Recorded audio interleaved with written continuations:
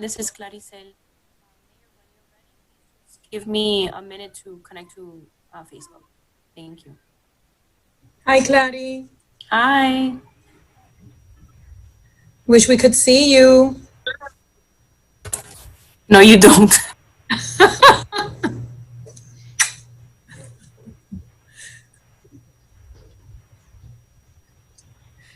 Claricel, go ahead and start connecting to Facebook. Just let me know when it's live so we can get going. Mayor Sid, I see your name twice. Is that right? I have someone here as Mayor Sid. Oh, that's good news, I guess, huh? You know. Mayor, we're live on Facebook. Got it. Yeah, and I do see it. I just saw it in I don't know how that's even possible, but I do see somebody with my name all the way at the end. So whatever. I guess we'll get to that. Hey, thank you. Hi guys. Oh, there we go. Thank you everybody for coming online. We're officially going to be starting this meeting. It's 7:30. Madam Clerk, please call the roll. Good evening. Council Member Collazo. Present. Present. Council Member Dieguez. Here. Council Member Rodriguez. Present. Council Member Ruano. President. Council Member Alvarez is absent. Vice Mayor Rodriguez. Here. Mayor Sid. Present. Thank you, Madam Clerk. You have quorum, Mayor. So we're on to the prayer. Tonight's prayer is going to be led by longtime Miami Lakes resident Marcus Gutierrez. You say when two or more are gathered in your name, you are present. Thank you, Lord, for being here with us tonight in our community.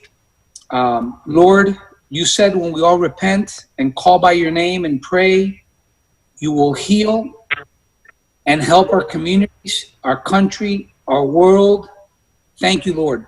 We see that healing happening already.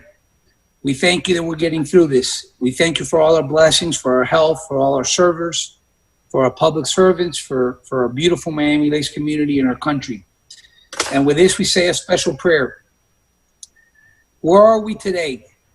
Help me know where we are today, Lord.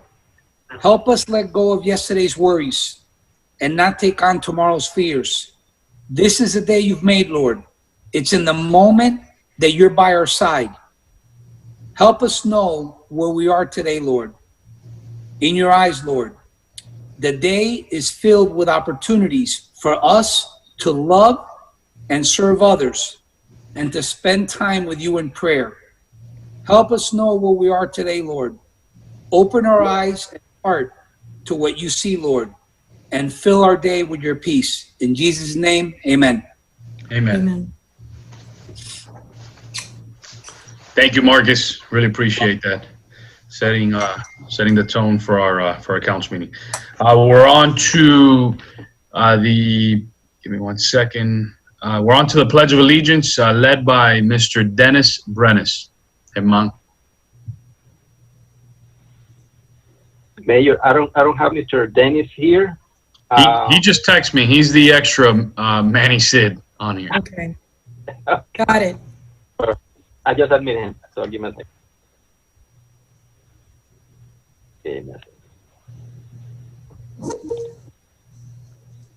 Dennis, you're recognized to lead us in the pledge.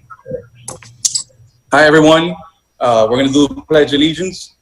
So I pledge allegiance to the flag of the United States of America and to the republic for which it stands, one nation under God, indivisible, for all. Dennis. Thank you, Mr. Brenes. Really appreciate it. Thank you very much. No problem. We're on to the order of business, deferrals, additions, deletions, council.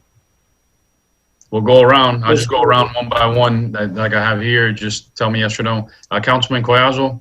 I'll move the order of business. Thank you. Mayor, I want to We'll go around. It seems there's several folks, so we'll go to Councilman Dieguez, then the Vice Mayor, Councilman Morano, then Councilman Rodriguez. Turn it down. Thank you, Mr. Mayor. I just wanted to move up the manager's report on the Economic Development Committee's recommendations from 17A to, I guess we can take it up right before resolutions. I don't think we have any appointments or committee reports or anything like that. Or I guess to take that up right after public comments. That'll be my motion. Got it. That's one. Vice Mayor? I'll second his motion. And I'd like to co-sponsor the Miami Lakes graduation, honoring the seniors with Councilman Collazo. Got it. 14B. Okay. Hey, wait, and I'm also going to co-sponsor the resuming council meetings in the chambers. Thank you. Got it. 14C. Okay. We are on. Councilman Morano, you got anything? No, Mr. Mayor, thank you. Thank you. Councilman Rodriguez? No, Mayor, I was going to propose the same revision that Councilman Dieguez proposed. Got it. Thank you very much. Is there Councilman Collazo motion? Is there a second? I'll second. All those in favor? Aye. Any opposed? Seeing none, the motion passes. The order of business has been adopted. We're moving up 17A to right after public comments, and there's two co-sponsors by the Vice Mayor. So we are on to public comments. Madam Clerk, please read your procedure. Good evening and welcome to the special call meeting. Public comments will be heard at the beginning of the meeting, and once all are heard, public comments will be closed.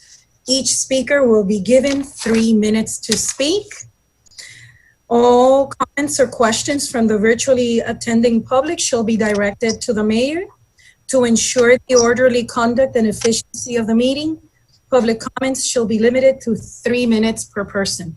No clapping, applauding, heckling, verbal outbursts in support of or in opposition to a speaker or his/her remarks shall not be permitted. Should a member of the virtually attending audience become unruly or behave in a manner that disrupts the orderly and efficient conduct of the meeting, such person will be asked to leave the Zoom meeting. And as a courtesy to others, all electronic devices must be set to silent mode to avoid disruption of the proceedings. Thank you. Thank you, Madam Clerk. Are there any public comments? Herman and Madam Clerk? Yes, we have several participants that have called. Herman, let me know. Yes, well, I have one, Ms. Nancy Rogers, and Alexander Ruiz for later. I'm going to put Ms. Nancy Rogers. Thank you. Go ahead. Welcome, Ms. Rogers. Do you hear us? Nancy.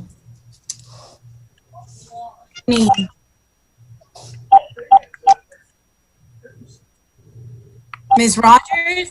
Hi.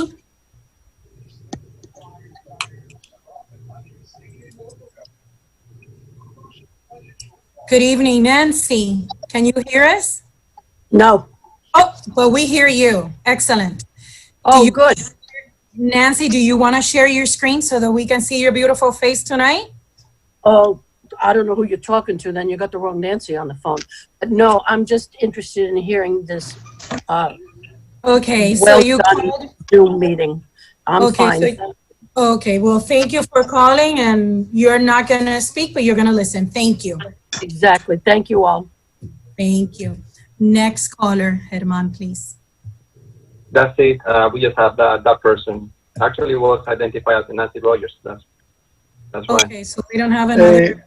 Herman, I have a speaker here that wants to speak as well. Well, name and address. Hold on. She's going to present her name and address. Hi, I'm Megan Rodriguez. My address is 8753 Northwest 162nd Terrace. You have 3 minutes, Ms. Rodriguez. You have 3 minutes. What are you talking about the banners? Oh, yes, the banners. As a senior, I think I think it's actually a very good idea, and to honor the seniors that way, considering it's very hard that we may not have a graduation or anything. And I really like the idea, especially since I'm one. So yeah, that's about it. Thank you very much for calling, for participating. Thank you. That was easy.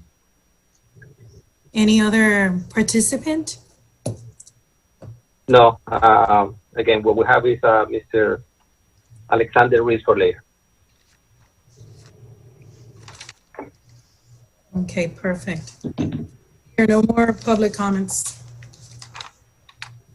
Hey, Maya, I know we get video public comments via Zoom, but we also get people that can call in, correct? How does that process differ?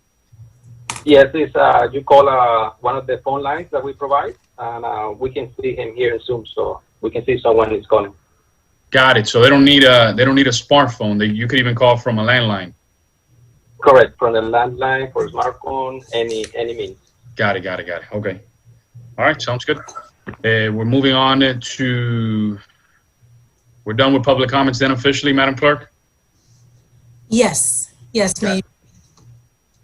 Thank you very much. We're on to the item that got pulled up, the manager's report, 17A, Mr. Manager. And I know we do have two folks that are on the county mayor's new normal initiative that are going to be speaking when the manager is done with us. Yes, the item last week, we had direction to come back with feedback on the 8 items that were passed in the motion. 8 out of the 10 items were passed. So I sent you late this afternoon, each of you, I emailed you a document where I put in writing what I'm about to go through and tell you. So it should, if you haven't seen it, it's in your email to the council. So the first item dealt with sending a letter to our state and federal representatives asking for their support, requesting more test sites. That's an easy one. The Economic Development Committee identified who they want. They actually participated in drafting of the letter. So if this item continues further, we'll be able to draft that letter. And they drafted it for the mayor's signature, which I think is appropriate. And we'll have that ready for the mayor to sign once this item moves forward. The second item dealt with a request to petition the state to have them suspend collection of sales tax for a 4-month period. The state sales tax, the sharing, we receive a revenue sharing from the state for the 2 items, state sales tax and then the half-penny sales tax. The 2 items combined for the 4 months would be a revenue loss to the town of $1,115,000. So from staff, we do not recommend that this move forward because that would be a hole in our budget that would be almost insurmountable. Item number 3 was a request to petition local organizations to allow free memberships. The 2 organizations that were identified by the committee were the Miami Lakes Bar Association and the Miami Lakes Chamber of Commerce. The Miami Lakes Bar Association has already waived membership and dues to Miami Lakes through September of this year. And the Miami Lakes Chamber of Commerce is offering a 3-month free membership to businesses that have not been members of the chamber before. So they've already taken those measures. So I believe that this item is essentially done. The 4th item dealt with modifying our procurement code to give preference or give consideration to Made in the USA. And we can move forward with that. We don't have a problem with that. My only concern with this item is that it could drive up the cost of items that we procure. So if we write it in a certain way where it could be cost neutral, whereby if all else is equal with price and so forth, and one company is domestic and one is international, then, you know, some type of a thing like that. I think that we can come back with something to put before you to modify the procurement code that makes it cost neutral. That would be our preference. The next item dealt with the suspension of collecting BTRs. We believe that we don't really have the ability to just not collect BTRs. We could do one of two things. We could relax similar to the code enforcement item that we discussed a meeting or two ago, that we could extend the time for compliance to pay for the BTR, or this council can elect to completely abolish the BTR process. Now, the second option of just completely abolishing the BTR process, I think would be problematic. Obviously, it'd be approximately about $150,000 annual hit on our budget. And if after a certain period of time, if you wanted to reinstate the BTR process, it would entail doing a study that would be necessary in order to reestablish it. So there'd be added cost there. So our recommendation would be to relax the collection process for the BTRs. That would be staff's recommendation. The number 6 dealt with the mobility fee, and our town planner gave us an idea of where we are with mobility fees now. The mobility fee, a change of use does trigger a mobility fee, but it's a small amount. So there's none right now in the process, in the pipeline, according to our planner. But even though it'd be a small, minor impact, the second one would be mobility fee for new construction projects. She has 2 that are on the drawing board, and those were already grandfathered in at the old rate. So that's a decision that we'd have to make. Now, the number 7 dealt with the certificate of use and BTRs. Miami-Dade Fire Rescue stopped performing inspections for these in late March due to the fact that they repurposed or reassigned their inspectors to other duties with call centers and going out to do testing and things of that nature. They are in the process now of reversing that repurposing, and we could go ahead and start to accept applications for BTRs starting Monday, and we'll put them in the hopper, put them in line with Miami-Dade, and the moment that they ramp up their staffing again, they'll be able to start processing those inspections. And finally, the 8th one dealt with the cautious and careful reopening of small retail businesses. And the problem with this one is that, as I think we've discussed in the past, us being a municipality, we have to abide by orders that are issued and promulgated by levels of government that are higher than us. In other words, federal, state, and county orders and emergency and executive orders. We would have to abide by those if they include it. Sometimes the county ones don't include municipalities, but most all of them dealing with the response to COVID-19 has included municipality. So we're unable to reopen small retail businesses in Dade County until Miami-Dade County Emergency Order 0720 as amended, because it's been amended a couple of times. None of the amendments really affect this request because they dealt, I think, with marinas and other things that don't really apply to us.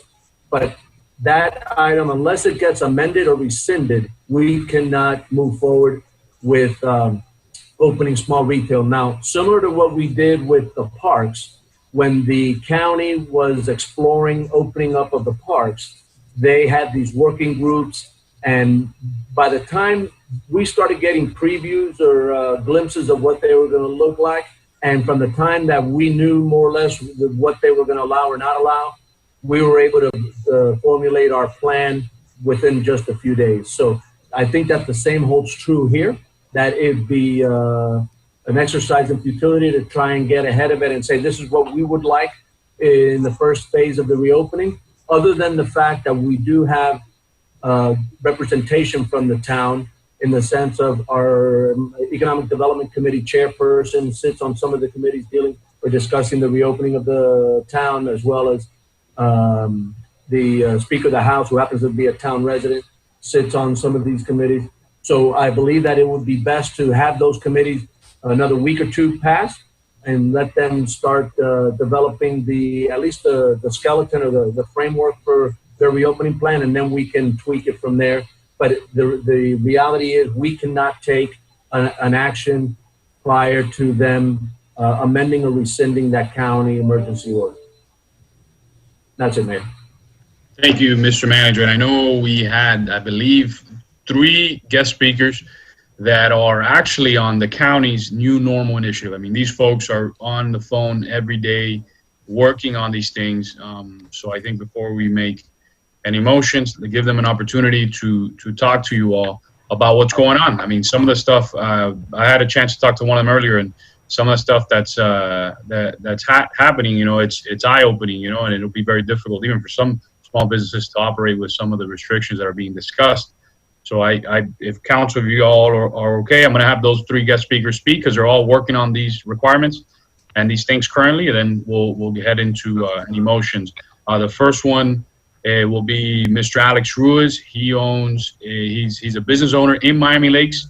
He employs hundreds of people in Northwest Miami-Dade County, and he's actually on the county mayor's new normal initiative, and I know he wanted to chime in with what they're working on, what his perspective is, and all that. We'll go to Eddie Blanco after that, and then we'll go to Ramiro Guanzo to close it off, and then we'll head into motions, but I think it's important that we hear from them. Well, first of all, thank you, Mayor, and thank you to the staff and the City Council and the manager for having me on. As you mentioned, I was chosen to be on the advisory group. The county has done a very good job of breaking down their advisory groups into the respective sectors that each industry represents. As part of the real estate and retail advisory group, I can tell you that as of right now, they've actually already pre-published, which they will be sharing with, I think, most local cities in the next 3 to 4 days, a white paper on retail guidelines for reopening small businesses. It also covers workplaces, offices, and some small manufacturing that were not already covered under the essential services provisions. Without getting too in depth into them, there are a lot of common sense things, a lot of smart principles. The actual retail portion of it covers also malls and large shopping plazas. Individually, there's certain retail businesses that will not be reopening at the same time. Personal grooming, which is, obviously nail salons or barber shops or hairdressers, and restaurants and bars will have their own rules that'll be promulgated probably a couple weeks thereafter. But they will be sharing that. They already have a draft, and it's a pretty good draft of guidelines to open up. The mayor did not give a clear time frame for when he intends to lift the county's order, which, as the manager mentioned, obviously supersedes everything in the county. Then individual cities can either stay closed or open at their own will. But he didn't give a time frame, but something to do probably in the next week to 2 weeks. So it's going to be something that I think most businesses will be able to live with. It's not going to be something that anyone hopes will last too long, but it's a way for, employees to go back to work. No, thank you, Alex, and we really appreciate you being on there. I know your perspective is really important because you hire and you employ hundreds of people in our area and residents of our community and all that. So, and your business is here. So, thank you. I know Alex is going to stay on. So, if you guys have questions later on, but we'll get through some of the guest speakers. We'll go to give you guys a different perspective too. You have the perspective of an actual business owner in our town who's employing people who've been impacted by this, who's on the committee. But actually, we'll go to Ramiro Nguanzo, who can give you guys, from the management side, that perspective, because he's the president of the Managers Association. So he's been able to sit in and listen in on every single one of the groups that they have, that Mayor Jimenez has in the county. So he'll give us an interesting perspective also. Ramiro. German, I think he's trying to log in now. I don't know if you hear me, German, but if you give him a minute, he'll call. You can go to the other speaker if you want to. Oh, we'll give him a second because the last one is the chair of our committee. So we'll definitely get into motions at that point, and see if we need anything else. So we'll give Ramiro. Okay, give him 1 second. Got it. Alex, are you still on? I'll ask you a question. I don't know if any of the council members have. Alex, and just as a business owner, how has this impacted your business here in the town of Miami Lakes? I don't know if you're still on there. If you are. Yeah, he's still there.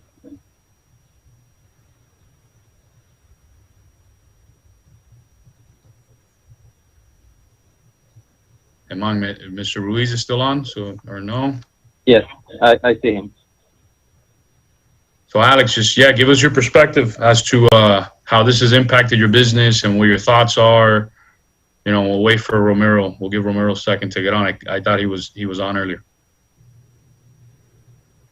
You want to unmute him, German? Yeah, I'm trying. He has the mic muted. Hold on.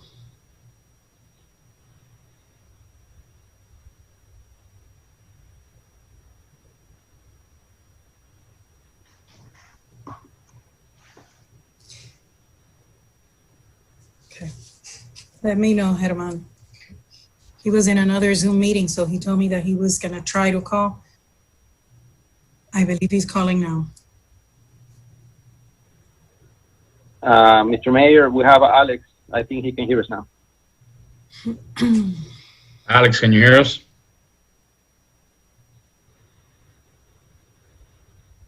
I guess not. We'll give Romero another 10 seconds. German, he's driving. Can he?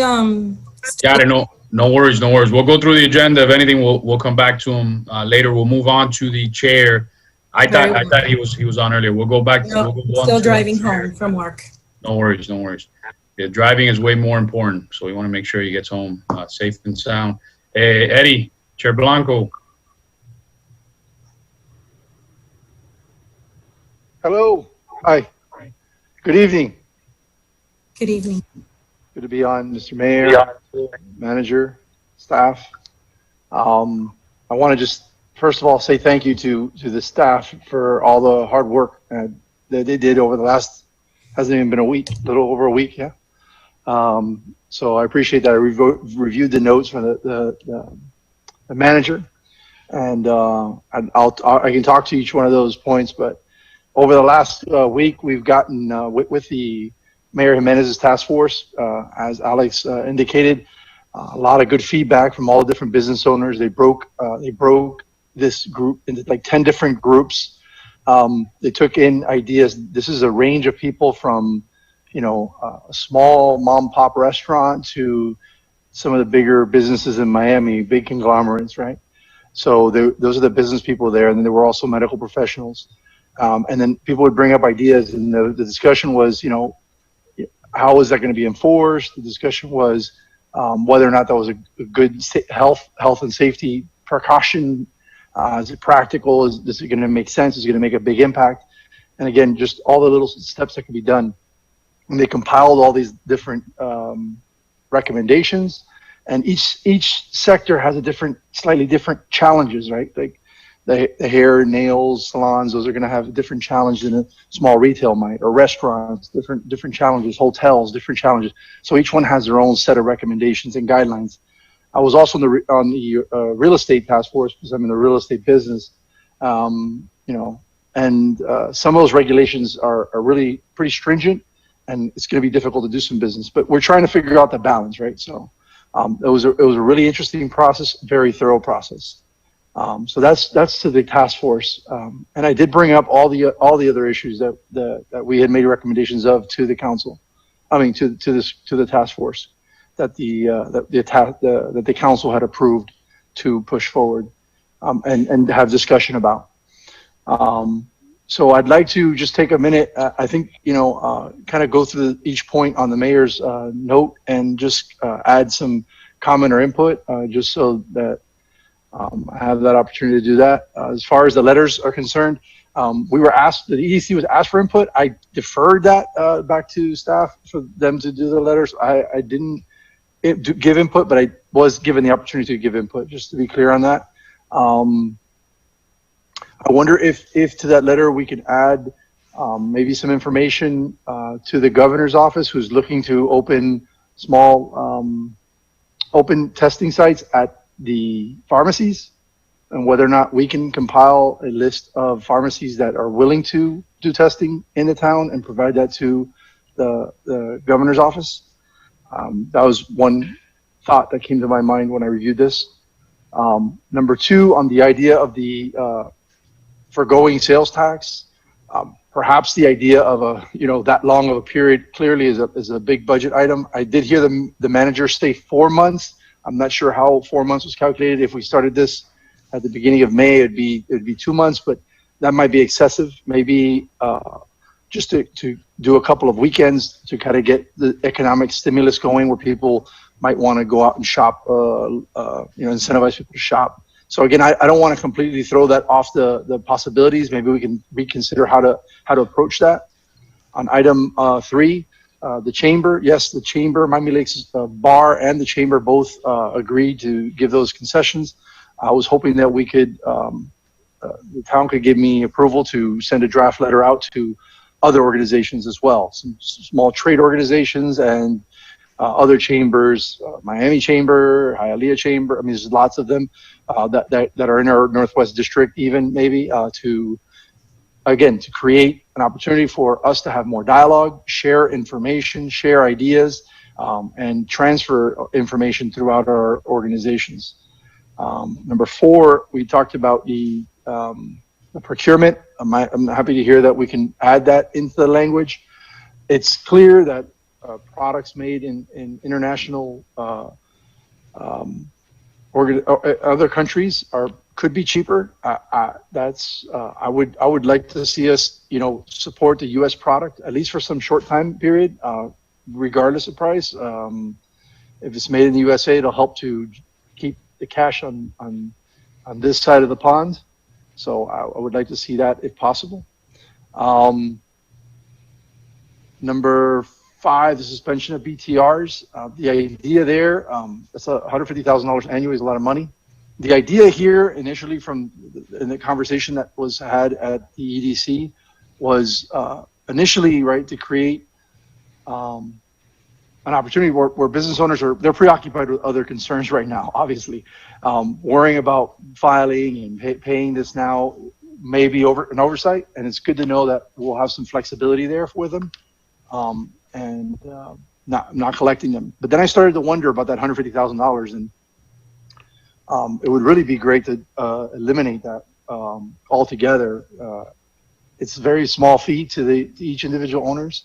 But then I thought, well, if we're going to eliminate, if we have $150,000, can we use that $150,000 in a way that has a real economic benefit to our town, by bringing on people, a member of our staff who could, be the right person who could get the right partnerships in business. And I know there's certain towns and cities in the county that do this very well. They go out, they get sponsorship dollars, they get partnership dollars, community sponsors, and they help create business for our businesses, and they help bring funds to our town that otherwise wouldn't be there. So I wonder if we can earmark some of that money that's coming in. If we are going to leave it there and we are going to do some flexibility with the businesses, maybe we could look at how that money's spent and whether or not we could put it to economic development. We're going to have to do a lot as it relates to business economic development as a town, and how we perform during this time. There's going to be winners and losers in this business shakeup. There's no doubt about that, and there's going to be winners and loser towns. And I think that as a town, we have an opportunity here to set ourselves up, set the bar, and set ourselves up to attract a lot of businesses to our community. So I really think that we should be thinking about that from that perspective. Number 6, we talked about the change of use, and this was not really a tax abatement or anything like that. I was suggesting a deferral, essentially, or prolong the payment structure. So if, for example, that one business that was referenced in this letter from the mayor, the manager, $3,800, rather than that $3,800 being collected up front from that business, it could have been paid over a period of time as opposed to that $3,800 up front. Now, people are a little bit tighter on cash now, so having that for whatever number of businesses it affects, I think it'd be a great thing to do. Again, reconsider that. The BTRs,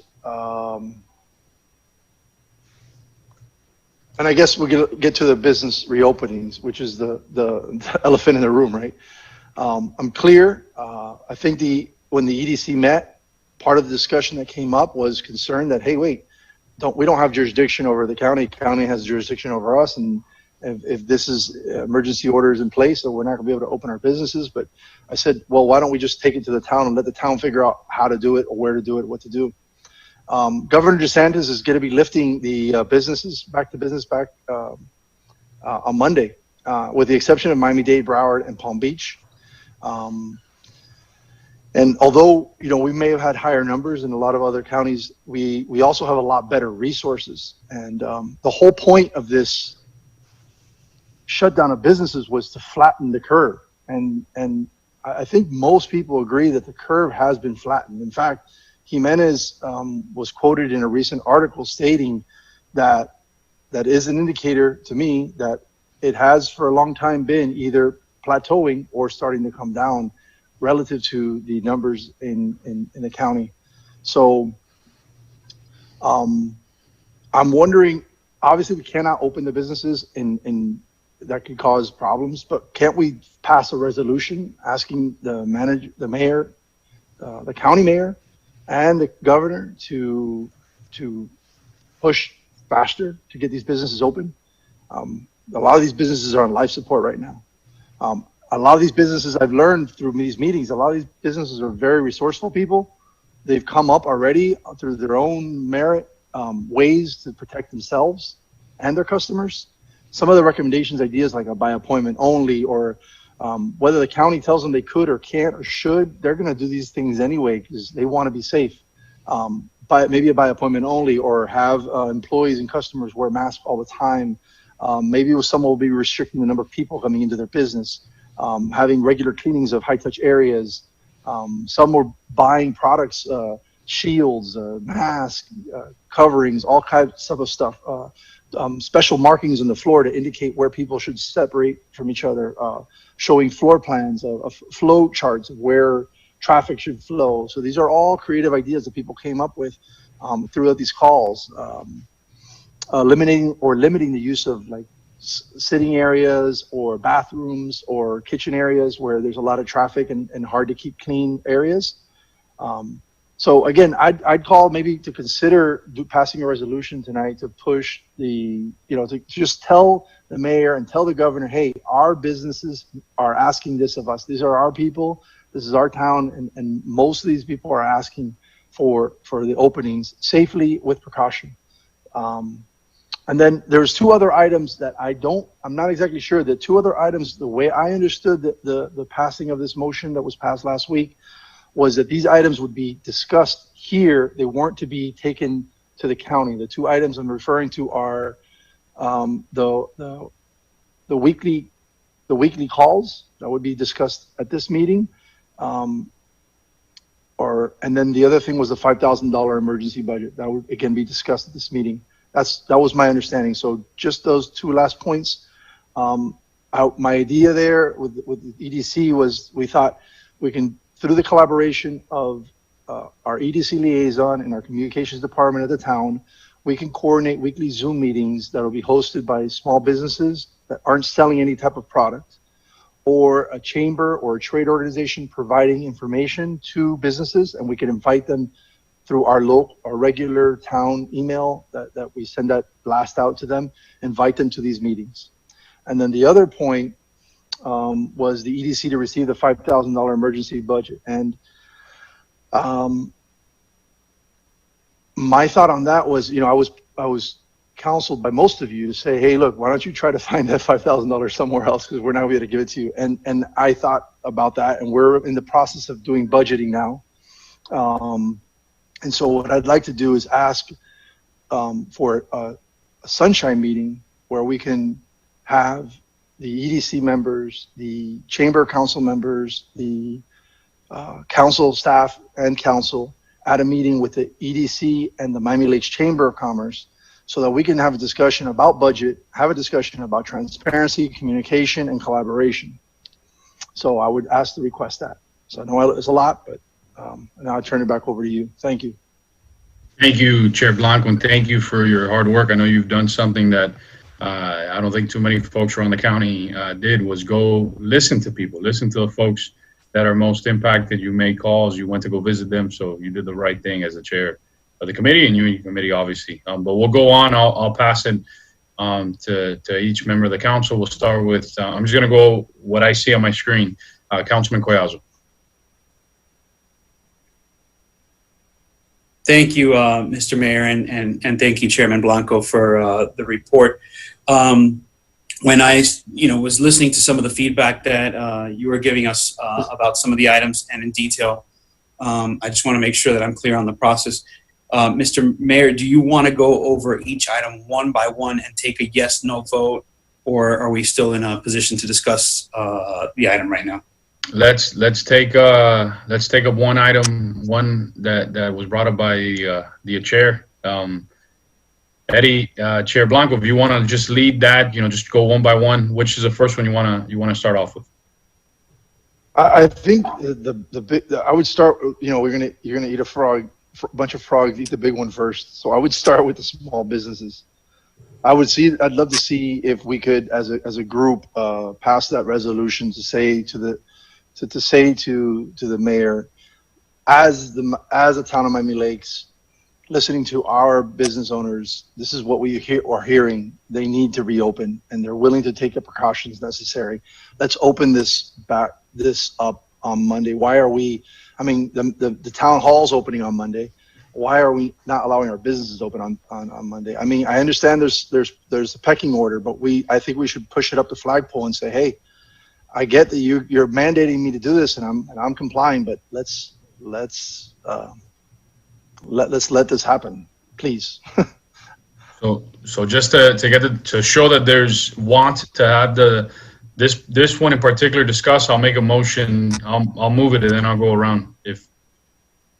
I'll move to pass the resolution asking the county to follow the state's lead, to follow Governor DeSantis' lead on opening up on Monday. I'll second that. So there's a motion and a second for this one, and we'll go around and we'll start up. The way I have it here, it's Councilman Collazo, the Vice Mayor, Councilman Rodriguez, Councilwoman Ruano, then Councilman Dieguez. That's what's on my screen. Councilman Collazo. As a general rule, a blanket statement like that could take us into some uncharted waters with respect to certain types of businesses. So I'd like to hear from Chairman Blanco, what has the medical community come back with? Because absent of the rapid testing, which is probably the #1 indicator that would let us know if somebody who's an asymptomatic positive carrier is actually spreading the virus and not knowing, have the medical professionals given any feedback in those groups about a blanket statement about reopening all types of businesses. No, I think that so the answer to your question is no, that there's definitely, based on those meetings, there's a way to differentiate those businesses. There's definitely some businesses that are a lot less concerning and some that are more concerning. And so I think we could do is in the resolution, just tell Jimenez to use the protocols that he already kind of has recommendations from, like that, he has received all that feedback already, and they already have the documentation necessary. So what we're asking them is do it sooner rather than later. Let them know that we are serious about this and we want to see it done. Got it. So it's, hearing what you're saying, it seems like some of the medical professionals have already weighed in on it. And what you're saying is that the feedback that they've gotten is that some of the businesses that can open and open with those safeguards, what we're doing is reinforcing what the medical professionals are saying. That's correct. Yeah. Okay. Exactly. Yeah, so with precautions that a lot of the medical professionals feel like a small retail, for example, small retail store with some mask on and cleaning, spots and directing traffic in the place and having a 50% occupancy. Those are the precautions. For example, in a small retail establishment, it's not incredibly extensive. And I'm not asking to rewrite this whole process up. I mean, Jimenez already has a well digested process. It's just to tell them, hey, we want to see it happen quicker than later.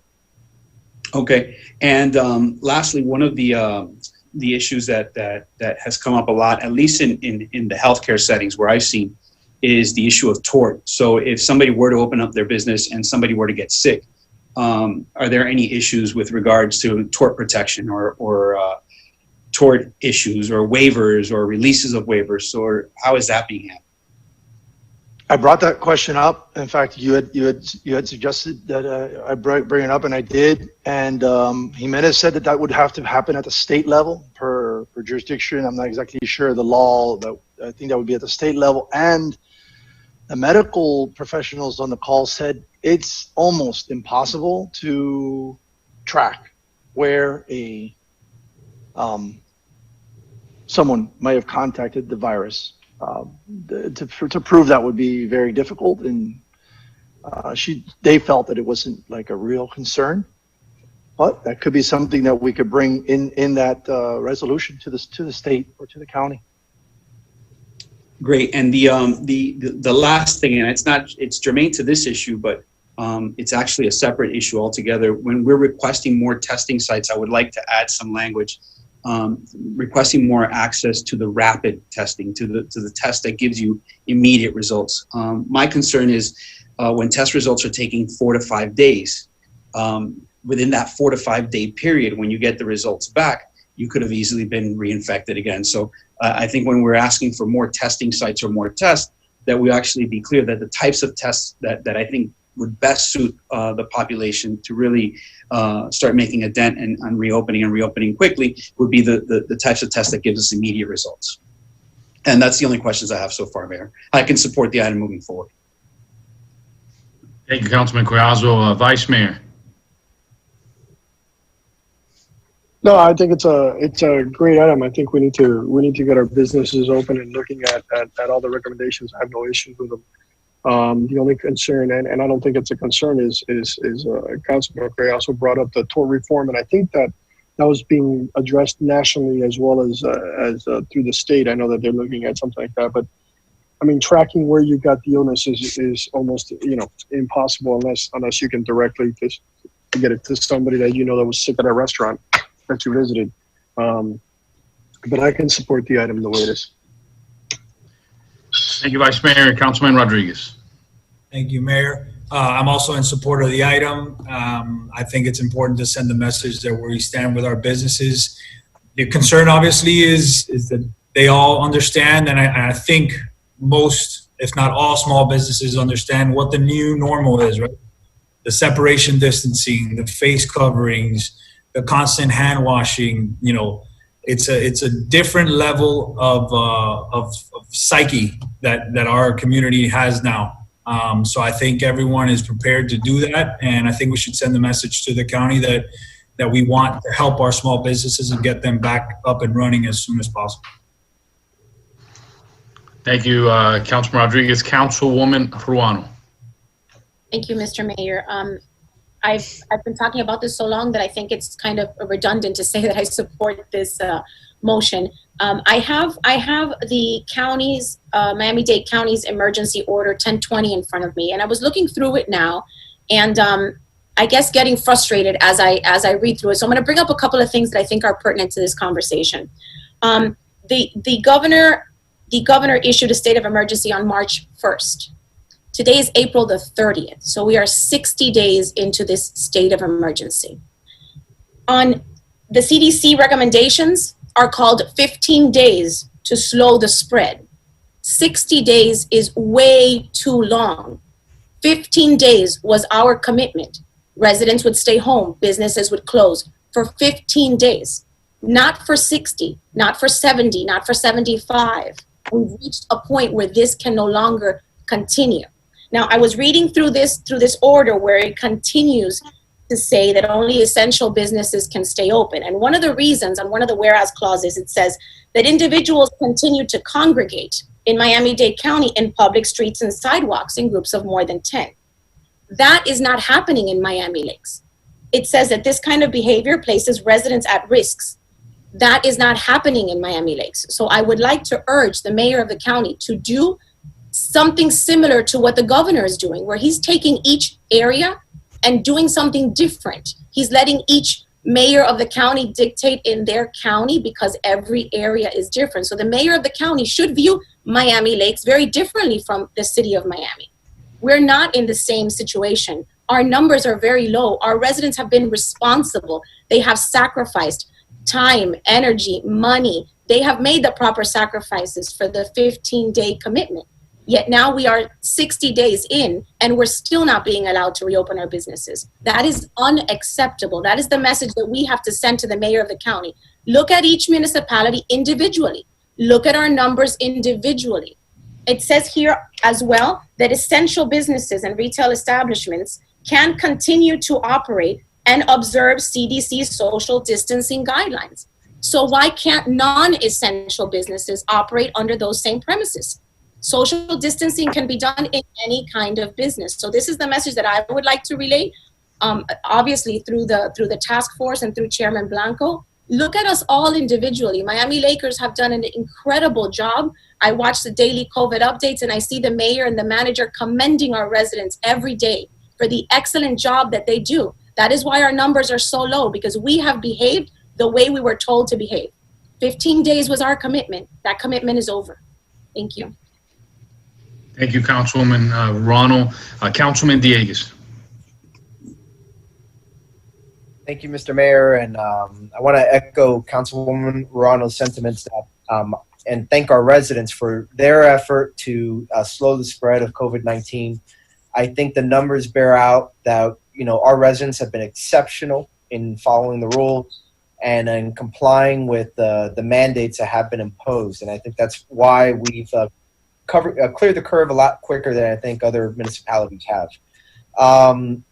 Turning to the item itself, I also think that we're at that point where, as the councilwoman pointed out, that we're probably past the commitment date, and probably not only past the commitment date, but past the point where it's practical to continue to stay closed.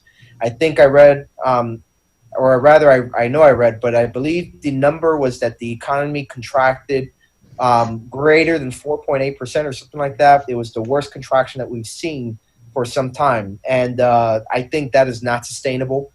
And it's a vicious cycle, right? When our people are hurting, when they can't afford to pay their bills, that affects everything. It affects landlords, affects mortgage companies, affects attorneys, affects everybody, doctors, you name it. And in turn, that affects government too. I mean, at some point, if they can't pay their taxes, they can't pay their fees, we're going to see the revenue hit. That's going to have a serious detriment to our essential services. So it's a vicious cycle. So I'm in full support of prioritizing reopening, of course, in a responsible manner, but to prioritize doing so much sooner rather than later. So I support that, although I believe the motion is to open up Monday as well. But I think the sentiment is that as quickly as possible. And toward that end, I would like to actually tell the manager that even though it may be a little bit hard to tell to what extent the county may reopen things, we can anticipate, for example, that there are some businesses that will have greater challenges with social distancing than others. Barbershops, for example. So I don't think it would be unwise or a waste of time to start getting ahead of some of these businesses that may present special challenges and trying to develop what we think would be the best ways to maintain social distancing and take other safety precautions that would enable them to reopen. Because again, they are in a little bit of a different position than others. Same thing with gymnasiums. So those are special challenge situations that I think we should at least try and consider getting ahead of. Very similar, for example, to the park reopening. We said our basketball courts, given their unique position as half courts, should stay closed for the time being. So similarly, I think it doesn't hurt to go through the exercise of looking for businesses that present a special challenge and at least trying to be prepared on how to address those when the time comes to open those. So that would be my only additional direction to the manager, that, to at least get ahead of it in those sorts of situations. But I'm in full support. Thank you. Thank you, Councilman Dieguez, and with some closing comments, and you all hit it on the head. Our residents are doing a great job. Mayor, can I interrupt you before you give your closing comments? Would that be all right? Yes. All right, thank you. Listen, I don't understand why barbershops and nail salons are not part of essential services. And there could be a lot of precautions taken. They are as they are. They're already regulated highly. They do a lot of disinfectant. They have to disinfect all their stuff. I mean, the barber can cut hair with a mask and not contaminate the person that's receiving the haircut. I mean, I completely disagree with that part of it. I think that they can open up in a organized manner, again, by appointment, having one person at a time, multiple steps that way. But I think that it's something that definitely needs to be looked at as a priority, because there's a lot of small businesses like that in Miami Lakes that are very well affected by not being able to do that. And they're cutting hair and they're getting their nails done in people's garages and coming to people's homes, which to me is worse than having an appointment and getting things done the right way, and us being able to collect tax revenue and being able to monitor, and and they can be inspected. But that's just my disagreement with that. But I'll continue to support the item. Thank you, Vice Mayor. So yes, our residents have done a great job. Everybody's listening. Everybody's doing the right thing, going out and about. I'm on the street every single day, so I've seen it all, from people being really scared. There's a lot of our residents are really scared of the coronavirus. They haven't left their homes in terms of have immune issues, like folks like my parents. My dad can't leave the house. I've seen other folks that want to go out to work. So I've seen it all. But I'll tell you, one of the things that Eddie's done, and when it comes to barbershops and stuff, that Richard from the oldest barbershop in Dade County has done. I mean, those folks are working on these plans every day. Like, there's no need. I'll give you an example. Like, it's to get the plans on how barbershops are going to reopen. It's a quick call from our manager to Richard, because he's literally leading that push for salons and everything. All that information is led by him. Do we have to open? Yes. And here's where I think there's going to be a lot of differences. Governor DeSantis, for example, he put certain businesses 25% occupancy. The county is looking at 50% occupancy. So what the final number is, how it goes, it's going to be interesting. But I do think doing the right thing, having the infectious disease experts, the epidemiologists look at it and go down the line, I definitely think that's the right thing to do, and having the experts and the data specifically dictate this. And I know we talked about it today. Yeah, the curve in certain areas has flattened. And to me, the biggest one is the hospitalization rate. which thank God hasn't due to the social distancing hasn't gone up too much. We still have 38 to 40% beds available in Dade County, which is big. So yeah, and do you have anything else on just the resolution, Chair Blanco, or we'll take the vote on this one? So we have a lot of more items to go, so we'll just take the vote on this one. All those in favor? Aye. Aye. Aye. Got it. Opposed? Seeing none, the motion passes. What is the next item, Chair Blanco? I guess we could just start here at the top with the letters, sending out the letters to the local and local, state, and federal representatives. And I understand the letter's been drafted. So just the addition, my request was that maybe we could add to that letter any of the local pharmacies that we're aware of that are willing to do the testing.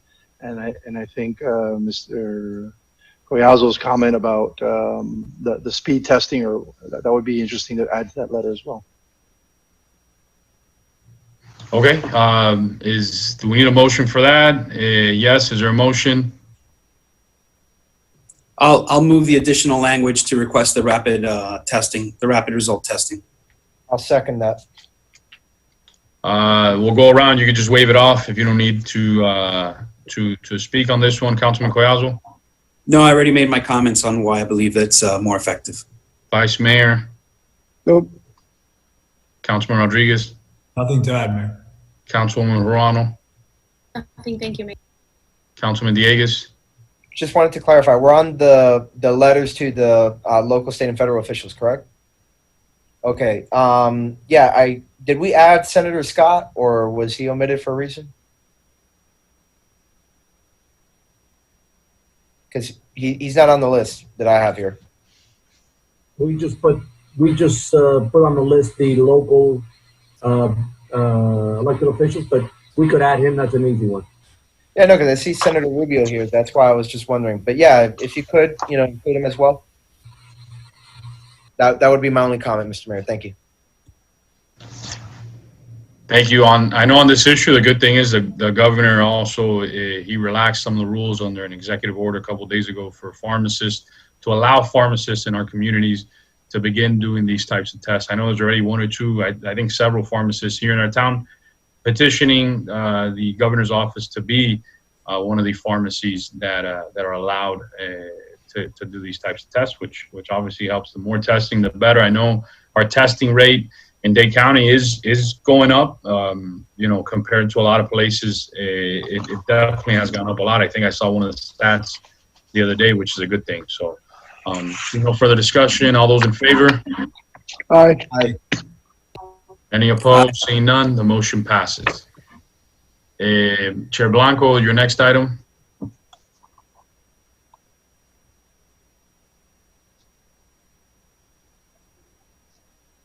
Chair Blanco, you need to Yeah, go ahead. Yeah. Recommending that the state suspend the sales tax through June 30th. That was the recommendation. Now that I see these numbers, I could see how I wouldn't be able to, I couldn't imagine the council passing and supporting that. However, I think that maybe we could look at and recommend that we look at, and you guys could come up with something. I'm not sure if these numbers are calculated at 4 months. I see it here. It says 4 months. I don't understand the 4 months because it would be May and June. That'd be 2 months. But even if we cut those numbers in half, it still represents a lot of money. But the idea here is as we, I don't expect that as we open up businesses, people are in some particular cases, maybe people will flock to them. But in the retail spaces and stuff like that, I suspect that it's going to take a little bit more than just opening businesses to get that business back to where it was. We're going to have to incentivize people to go get out there and shop. So that's the idea, right? We've seen them do the sales tax stopping on certain weekends and to drive to save, to help residents and to drive the economy. So some number there would be interesting. I'll get it going for discussion, and I'll just thank you. Yeah, and I'll just move to discuss the proposal with regards to the sales tax from the EDC.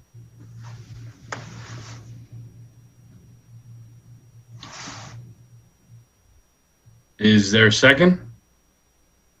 I'll second. Second. Seconded by Councilwoman Morano. We'll go around. Just wave me off if you don't need to speak on this one. Councilman Collazo? Got it. Vice Mayor? Thank you. Councilman Rodriguez? Thank you. Councilwoman Morano?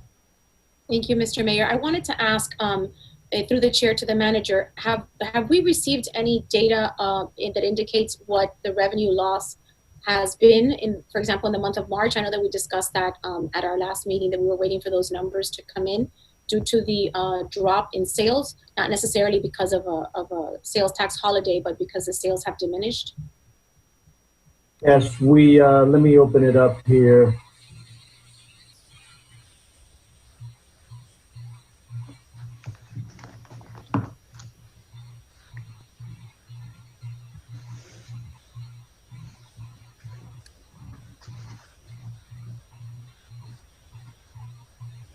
For the month of April, the revenues that we are, well, now they're all in already. We actually had for the line items that we believe could be sales tax related or tax related, consumption related, we actually had a positive experience. We actually had, it's minimal, right? It's marginal. It's $500 more, $505 more than what we had budgeted. But there's several lines and there's a lag. So all of the revenues in April weren't all for March. Some of them were for April. One was for January, one was for February, 2 for March. So we've gotten a better picture this month than we had last month. But we actually still realized a $505 positive experience for those 5 lines. Okay, when do we expect to see the real numbers for March and April? Like those would be coming in when, like May or? No, yeah, next month we'll have, they all have different lags. These line items have different lags. So some of them are only 1 month lag. Some of them have 2 or 3 month lag. So in the month of May, the revenues, there'll be April, March, April, February, May, April, a couple Februarys. So the ones that are more crucial, I think in the month of May, we'll see mostly all April or March revenues earned in March or April. So that'll be a better indication than this month. Yes, I feel like those numbers are going to continue to drop, particularly because of the unemployment rate. Residents, individuals, businesses, they just don't have discretionary spending money now. I mean, they barely have any money. So for residents that are out of a job, shopping is just not an option. So my take on this is that the fiscal impact is extremely high. And I don't really think that removing the sales tax from an item is really going to help a resident that has been laid off or furloughed. Businesses, when they purchase their items to resell, don't generally pay sales tax on them. So it wouldn't directly help the businesses per se. And I don't see the impact on the residents being great enough for us to have to assume $1 million or $500,000 loss. Let's say that it was only 2 months, maybe it would be $500,000, or if it was only 30 days, we're still looking at $250,000. I just think it's too much. I'm not ready to support this. Thank you. Thank you, Councilman Morano. Councilman Dieguez. Thank you, Mr. Mayor. And as I indicated by my motion, the motion was simply to open up the discussion on the item. I think, as the councilwoman pointed out, there is a concern about, there being a delay, not only in terms of the collection, but because of the delay in the collection, there's a delay in us really getting accurate numbers as far as what the impact will be. And as the councilwoman pointed out, I think it's actually going to get a lot worse before it gets better. So I unfortunately cannot support this at this time. But not just because of its impact to us, but the state legislature, I believe, is going to be having a special session soon to revise the budget in light of the budgetary impact that they're going to be experiencing. So in light of that, I have a very hard time believing that they are going to even entertain this option at this time, because their budget is pretty much run by the state sales tax revenue. And they've already taken a significant hit in a year that they were even talking about for some time was going to be difficult because revenues had been dropping steadily as they would estimate and get closer to session. So in light of those two factors, the fact that I think that the numbers that we're going to see, actualized at a later time will be worse in the town, and because I think the state just does not have an appetite to, at this time, entertain a sales tax holiday, I can't support the item, but I just wanted to at least have the discussion for the benefit of the chairman. Thank you, Councilman Dieguez. Madam Clerk, please call the roll on this one. Well, just to be clear, the motion was just to discuss. Right, so we need a motion. Is there a motion to approve? I'll make a motion to deny. I'll second that. Yeah. Okay, so motion to deny. Councilmember. Wait. Yeah, I want you to read exactly. Motion to deny. I want to make sure it's very clear. Motion to deny the suspension of collection of sales tax through June. Right, motion to deny the collection of the sales tax through June 30th, which is the item number 2 of the proposed recommendations of Chair Blanco. So this is to vote your Councilman Rodriguez to vote no on the recommendation, the Economic Development Committee's recommendation. I said motion to deny the suspension. So I want to ensure that we continue to collect sales tax and not suspend. Yeah. Right, so it's a motion against the recommendation. No, the recommendation is not to adopt. So I'm in favor of the town staff recommendation.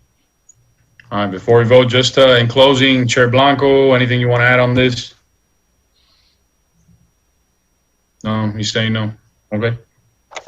Yeah, that's fine. Then all those in favor? Aye. Aye. Aye. Any opposed? See none. The motion passes. We're on to the next item, Chair Blanco. You have any other items? No, yeah. I'd like to, we sent before the meeting, we had asked Miami Lakes Bar and the Miami Lakes Chamber to get involved. What I'd like to do is just to get, I don't even know if we need approval, but just I'd like to get approval from the council to be able to, on behalf of the town as chair, to be able to send out letters to the local chambers and trade organizations as we see necessary to create the collaboration and communication between our town and other organizations within our town. And also invite them to consider the waiving of the memberships. So. Is there a motion on the table? I'll support the item. I'll move motion. I'll second. There's a second. I see the manager putting his hand up. Yeah, I would just, it's an easy one to do. And I would just ask for help from the Economic Development Committee in identifying the organizations that you want us to target. Sure. And then we'll work together to draft the letter and make sure that it should be pretty straightforward, but we'll draft it together. Wonderful. Thank you. Got it. I'll go around. Just wave me off if you don't want to speak. Councilman Collazo. My comments are brief, and I think I've shared them with Chairman Blanco in the past and other members of the chamber. Economic development is not contained to town boundaries. It's not contained to geographic areas. So I think when you're extending across these borders that are made up by us, anything where you get collaboration from a regional perspective just helps out the entire region. So it's something that I can completely embrace and support. And thank you for bringing the item forward. Thank you. Thank you. Vice Mayor, I don't see you. Vice Mayor waves. Councilman Rodriguez. Councilwoman Ronald. Thank you, Mr. Mayor. For clarification, what is it exactly that this letter will read? What is it exactly that the message that we're sending? I don't have an exact letter. I haven't drafted it, but it would be something to the fact that we're the EDC. We work with the chamber, Miami Lakes. We would like to see, would like to collaborate with you. We'd extend an invitation to have a discussion about how we can support each other and share our business, our challenges and opportunities together. And then also say, hey, look, we've asked the chamber, we've asked these organizations to do this, and they've done this. We think it's a great idea. I'd love to see you guys do the same, which is to offer free membership or some concession to membership. Thank you, Chairman Blanco. I can support this as long as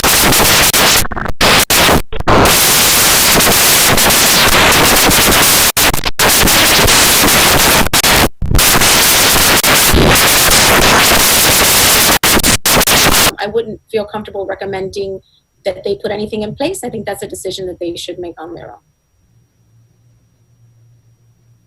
Thank you, Councilman Morano. Councilman Dieguez? Thank you. No comment. All right. I don't think he saw it, but that's fine. All right. So we're moving on. All those in favor? Aye. Aye. Any opposed? Any opposed? Seeing none, the motion passes. I see the manager again with his hand up. Yeah, I just want to be clear because the point that Councilmember Ruano brought up, it could steer this letter one way or the other. So either we ask them to do it or we don't ask them to do it, and we just talk about the collaboration that we've had with the Bar Association and the Miami Lakes Chamber, and we just kind of leave it open-ended and don't ask for anything. It's, do we draft a letter that asks them to do it, or do we not draft a letter? Or do we draft a letter that doesn't necessarily get that final sales pitch, asking them to consider extending the same type of offer? Thank you, Mr. Manager. I was going to interject when the vote was called, so I didn't want to interrupt that, but I understand exactly what you're saying. I don't think we were clear on the language. All right, let's go back. Let's be very clear in the language. Chair Blanco, you've gotten feedback. I know you have some concerns. Which way are we going? I'm fine with following, me personally, the ADC's recommendation, but I want to make sure that we're just clear on what's being passed. If possible, I'd love to see us be able to suggest or encourage, as opposed to dictate. We're certainly don't want the letter to come from a language of sounding at all that they should do this, but rather we've had success with this here, and we encourage you to consider, that little bit softer approach. But certainly, like to ask them if they would consider that, and what impact that's had in our local community. But I defer to you guys ultimately.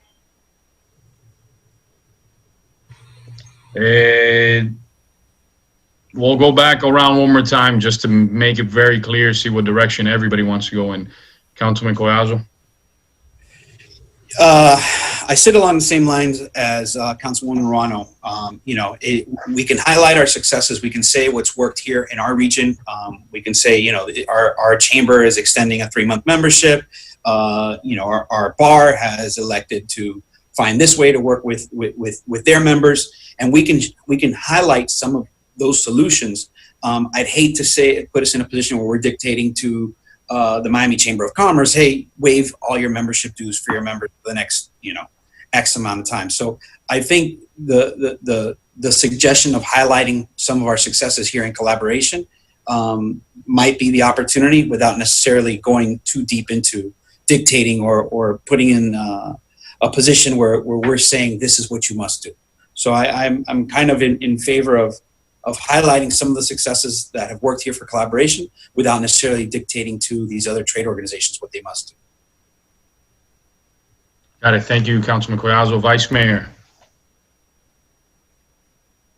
No, I'm fine with the direction the councilwoman wants to go, and I completely agree. We don't need to give them direction. We just can kind of give them the ideas that's working for us, which is in our benefit to try to get some of our areas open as well. Councilman Rodriguez? Yeah, Mayor. I don't think the chairman ever said anything about dictating or directing. I think it was purely just a suggestion. And to think that a letter from us, even if it did say that we were dictating or demanding, that would go straight in the garbage anyway, because we have no jurisdiction over any of these groups. So I think the letter, exactly what the chairman was saying, highlight our success, highlight what we've done, make a suggestion, not a demand, a suggestion. And that's how it should be drafted. Thank you, Councilman Rodriguez. Councilman Ron, I see the manager with his hand up. Yeah. I think that we can probably do some type of a hybrid, closing statement. Something to the effect of, we believe that more organizations take a similar approach. After we talk about the successes and the partnerships we've had with the Bar Association and the Chamber of Commerce, without being overt in the asking for them to consider it, if we say, some statement at the end that kind of closes it by saying, we believe that more organizations take this approach, it'll lead to greater blah, blah, blah, and almost like implying the ask without actually making the ask. I think that we could tweak it where it'll be a split the baby, middle of the road type of thing that I think it'll accomplish what the EDC wants to do by asking them to do something similar to what our associations here have done, but without being overt about it. Eddie, you agree? Chairman Blanco, do you think we can? Yeah, that's been my approach from that's been my angle. I would never come across that way. You have to be careful with the language. You always want to suggest or encourage, but not force or Yeah, I like that idea. That's fine. We can go with that.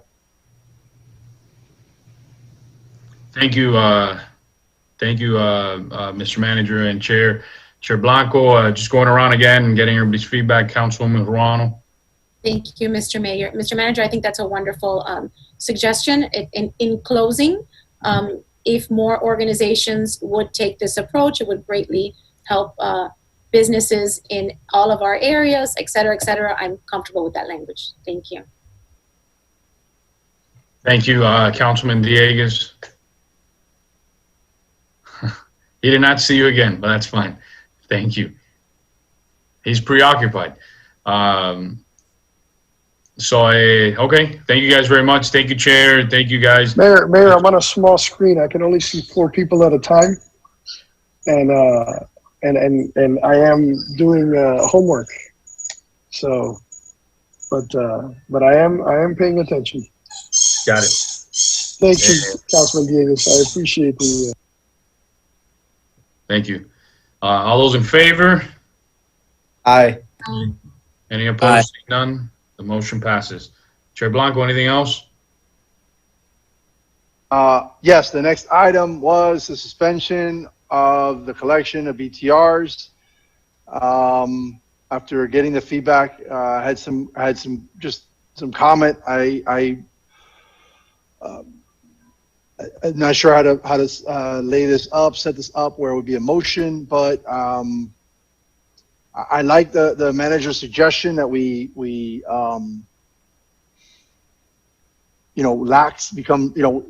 giving up the BTR seems like it's going to be a loss of $150,000, which I don't think the town can afford to give up at this point. And I don't think from a financial perspective it's going to be a huge relief if we could just lax the enforcement of that, be a little bit more specific about what the laxing of that enforcement will be. So we're not penalizing them in addition to not having filed, no sticking them with a fine. And then I'd like also just for, I'd like to put it out there that we really have to look at economic development like a real budget line item. And I'd like to see us move in that direction where we use that BTR money to generate economic growth for our town, which will then just turn back to economic growth for the businesses who are paying these BTRs. It's a circle. So, yeah, I'd like to just bring that up. Thank you, Chair Blanco. Do we have any motions? I'll make a motion. I'll move to adopt the manager's recommendation that we relax the standards for BTRs, bicentennial warning, and extend the time to come to compliance through July 31st, and to actually number 7 already took care of itself. That will be the motion, Mr. Mayor. Is there a second? I'll second. Seconded by Councilman Collazo and Councilman Rodriguez.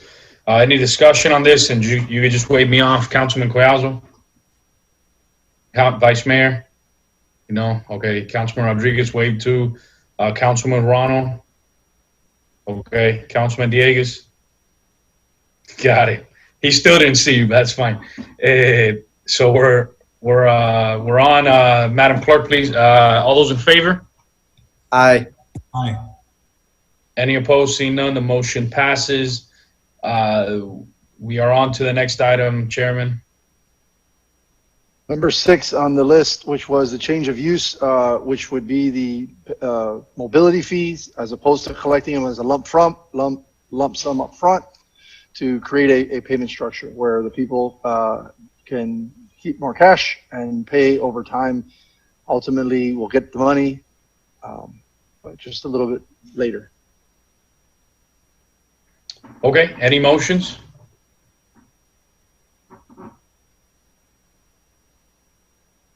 Seeing none, I guess the item. Move it, Mayor. What's that? I'll move it. There's a motion. To change it from a lump sum to a scheduled payment over time. I think a period of 6 months would be prudent. I'll second that. There's a motion and a second. Can you repeat the motion, please? Yes, Vice Mayor, it was to have the change of use mobility fees be paid over a period of 6 months as opposed to lump sum. I can work with that.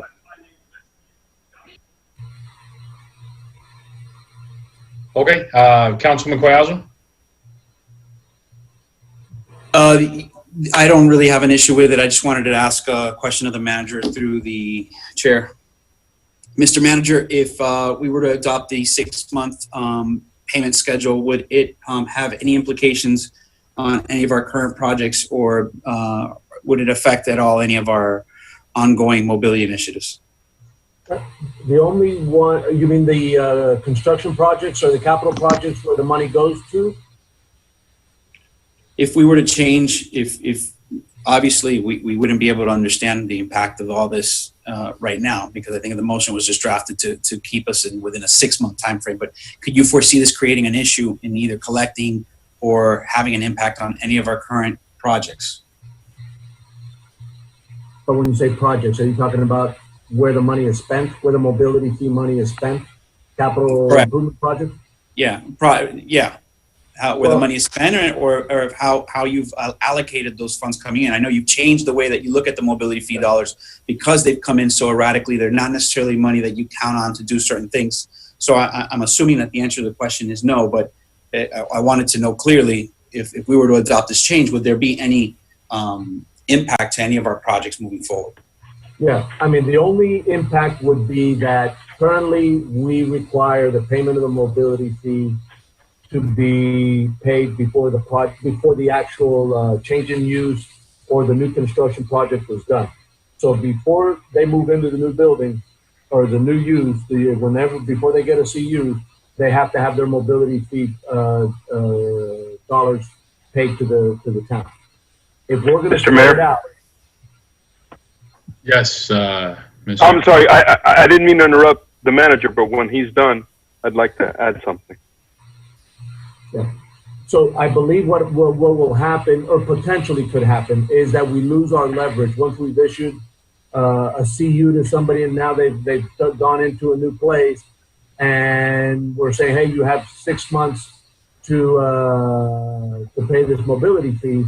We lose our leverage to collect that money. So most people, I assume, will pay. So we'd have to come up with some idea of what other mechanism we can come up with to mandate or ensure that we get the mobility fee money if we're allowing them to pay for it over a longer period of time and after they've gotten a CU or completed the project. Could Mr. Again, through the chair to the manager. So could the caveat still be that we can give them more time to pay the mobility fee and not issue the certificate of use? No, that's always but especially these, like a change of use, there's probably not a whole lot of time there. In other words, it's quick. They're just changing out the, although they're usually like, for instance, the one that's in the hopper is one for a pharmacy, a wholesale warehouse pharmacy. Their mobility fee is going to be very small because they do get credit for what's existing there. So it's not the bigger mobility fee payments are for new construction. Yeah, I mean, we could do that. We can hold back on the CU until the mobility fee, but their project may be ready to go. And if we've given them 6 months to pay, their project may be done, ready to go, and yet the 6 months haven't taken place, and yet now we can't give them a CU because we're waiting for these 6 months. They're spreading out the payment. Obviously, they could choose to accelerate the payments and just pay it and get their CU, but it could be problematic there in that way. That's the only thing that I saw. So my question through the chair to the chairman, Blanco. Chairman Blanco, do you think that, I mean, would you be okay with, or do you think the recommendation is palatable, that in order for the child not to lose leverage, that the CU not be issued until the mobility fee is paid in full, even if we allow them an extended period of time to pay? Or do you think that's counterintuitive? I'd like to hear from town attorney. I guess that's going to say something. So I'd like to hear what he's going to say about that. Yeah, this is the scenario, and now I'm piggybacking on what the manager says. I actually was going to say pretty much what he's saying. This is the scenario that will concern me, especially in the times we're in right now. If we sit here and say, we'll give you 6, 9 months, a year, whatever you think is reasonable, and then they open up, we actually give them a certificate of use. And then now they've got employees, they've got staff, they've got things going on. They're going to come back screaming bloody murder if we try and close them down. And now they're not paying the mobility fee or whatever fee it is. And everybody else who's doing it has paid the fee. That's going to be a problem. I recommend that you extend it out.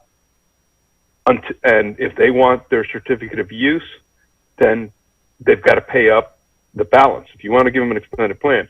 But if you don't,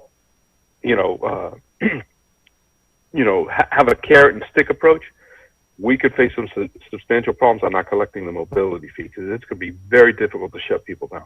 Mayor, can I'd like to add a motion then. I'd like to amend the motion that we allow the extension of the 6 months and not issue the CU until the mobility fee is paid in full. And actually, council member, the planner is telling me that currently the mobility fee is actually collected even prior to the issuance of permits. So,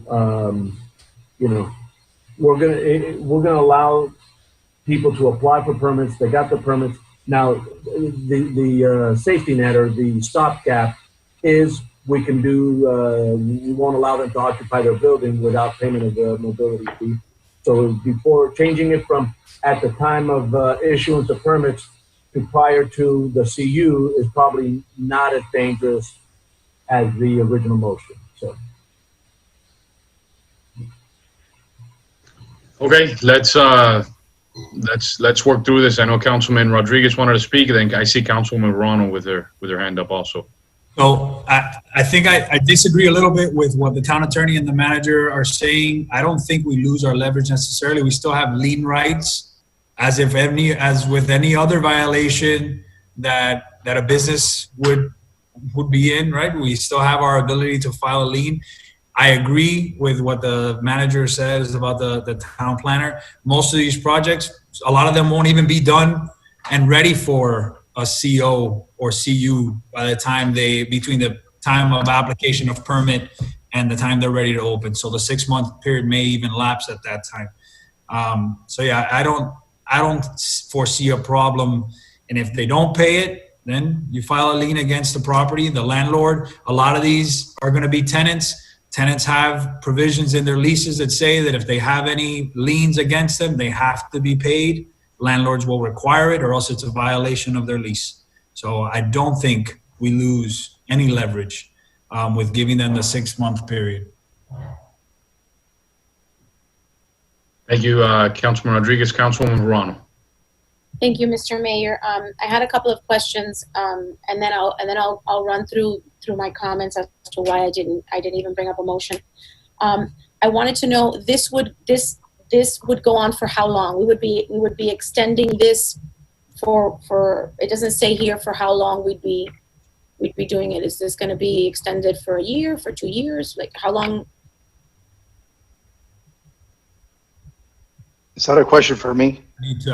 I'm not sure if it's for Chairman Blanco or if it's something that staff. I don't see it as a recommendation. I don't see a time frame on it. So that's why I was asking if through the chair to the manager, if there was a time frame that you had in mind. Yeah, I mean, that's a policy decision, so that wouldn't be an administrative decision. So that would be something for the maker of the motion to clarify. I think that would have to be something that would be dictated by this motion. That's my opinion. Thank you. So I'll walk you through my thought process on why I wasn't on board with this. This is a fee that isn't going to be waived at any point. It has to be paid. If we're not issuing a certificate of use, then it's kind of pointless to extend, because the individual that's opening this business or building needs to occupy it. So even if we extend the time, they're going to want to occupy it before they pay the fee. And that's just not feasible in my mind. Giving them permits, allowing them to pull permits and start a build out without paying the mobility fee kind of puts them in a difficult position, because they might actually move forward on a project and then perhaps financially not be able to pay the mobility fee, and then find themselves with all of their money invested in this and no CU. So I think that this maybe puts it in a difficult context, right? Puts them in a difficult place where they might not necessarily have the funds after the 6 months. And even though there is a possibility of lien enforcement, I just think that it's not a good practice on our part. If it's something that needs to happen before a business opens, then I think I just don't see a way around it. If I'm not in favor of it, but if it moves forward, I would suggest putting a sunset on it. But I'm still a no vote. Thank you. Thank you, Councilman Dieguez. Thank you, Mr. Mayor. And through the chair, I had a question for Councilman Rodriguez as far as where the thought process about 6 months came from. Just to give the business owners enough time I was hoping that they would be up and running and generating some income by the time they had to start paying this thing. So that was really where the 6 months came from. But thank you.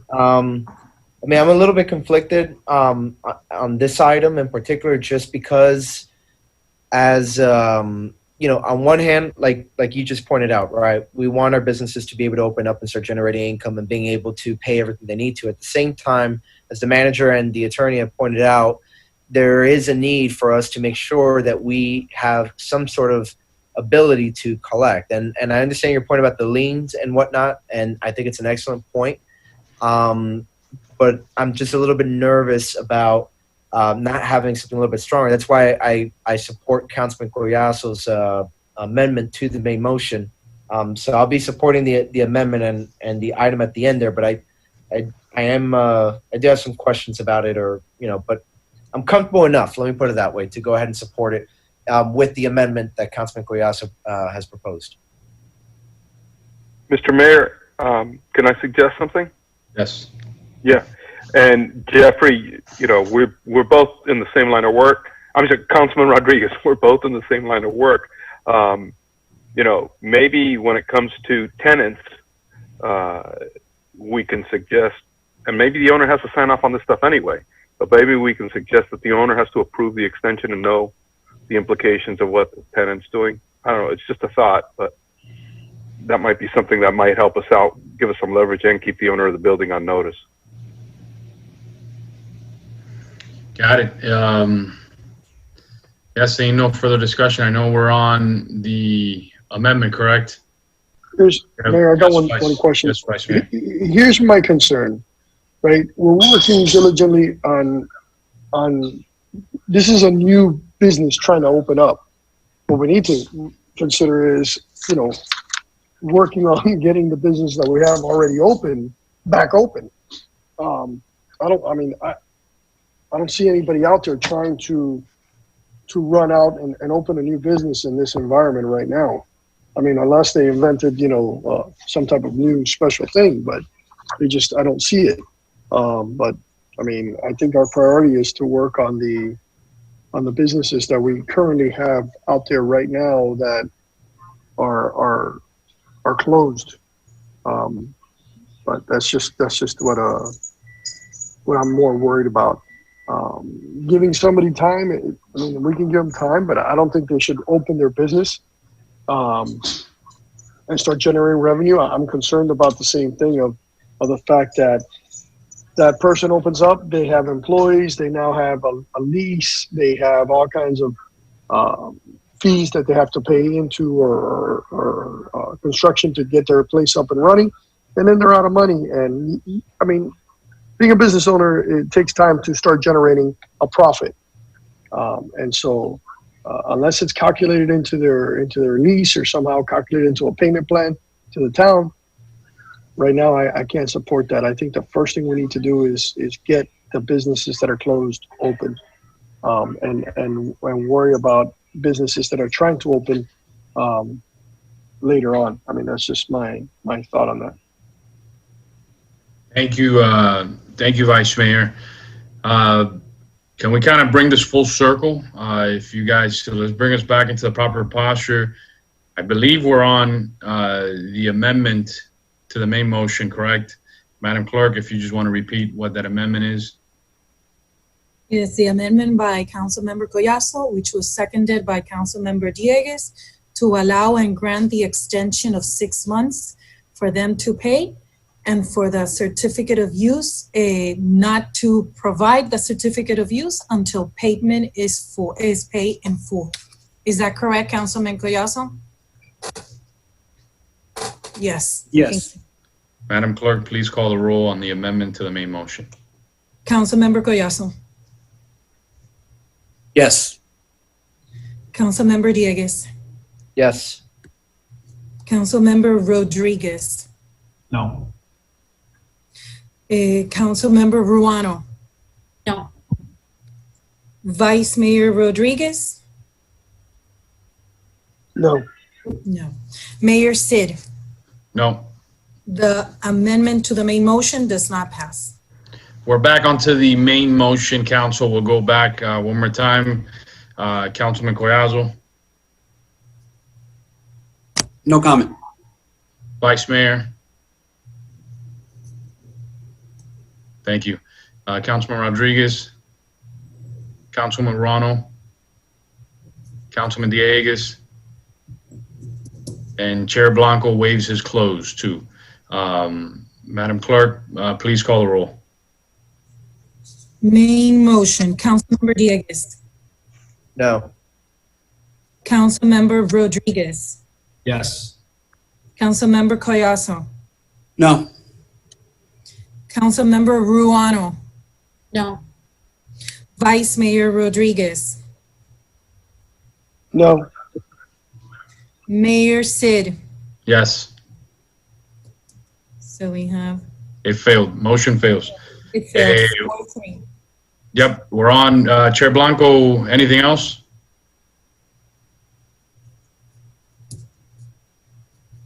The Made in the USA stuff, the procurement Yes. order. Thank you. I was looking for the next item. Thank you. The procurement, and the manager, I think, supported that idea, said that it could be done. and then had some additional comments about that. The procurement for us to be procuring with preference to Miami Lakes and with preference to United States products. Yeah, Mayor, if you don't mind, what I would like to do is be able to work with the deputy town attorney and come back with a proposed ordinance change, which is what would be required to do this. And then we'll incorporate preference for made in the USA. So that's what I'd like to do, is bring it back to you. We have to have it as an ordinance, so it won't be in effect until it's brought back to you as an ordinance. I'll motion for the ordinance. I'll second. There's a motion and a second, and Councilman Collazo? No. Vice Mayor waves. Councilman Rodriguez? Councilwoman Serrano? Thank you, Mr. Mayor. I just wanted to make sure that in that language, when you bring it back, Mr. Manager, that the cost neutral language is in there. Thank you. Thank you. Councilman Dieguez? Vice Mayor. I think he saw it this time. He got you. He got you this time. All right. Chair Blanco, anything else? You waive your close, correct? On this, yes. Thank you. All those in favor? Aye. Aye. Any opposed? Any opposed? Seeing none, the motion passes. Chair Blanco, anything else? Wow. Two more things, which this is where I'm not clear. These are items that these are items that I believe that, if I understand correctly, the motion that was passed, I think Jeffrey had put position, and maybe he can clarify, but I think what I understood was that these two items that are pending were items that were going to be discussed here separately, shouldn't be taken to the county, but were going to be discussed at this meeting. And if that's the case, then I'd like to bring up two items. One is that that the town the EDC, in conjunction with the town's communication department through the liaison, be able to coordinate with the oversight, of course, of the town staff, coordinate local business chambers and trade group, and do a weekly educational business outreach training. And that might be to teach them about, you know, the rollout of these different programs that are coming out, the changes that are happening in government, etc. So that would be the request. Yes, Mr. Manager. Just to the chair, Mr. Chairman, who are you proposing do these weekly calls?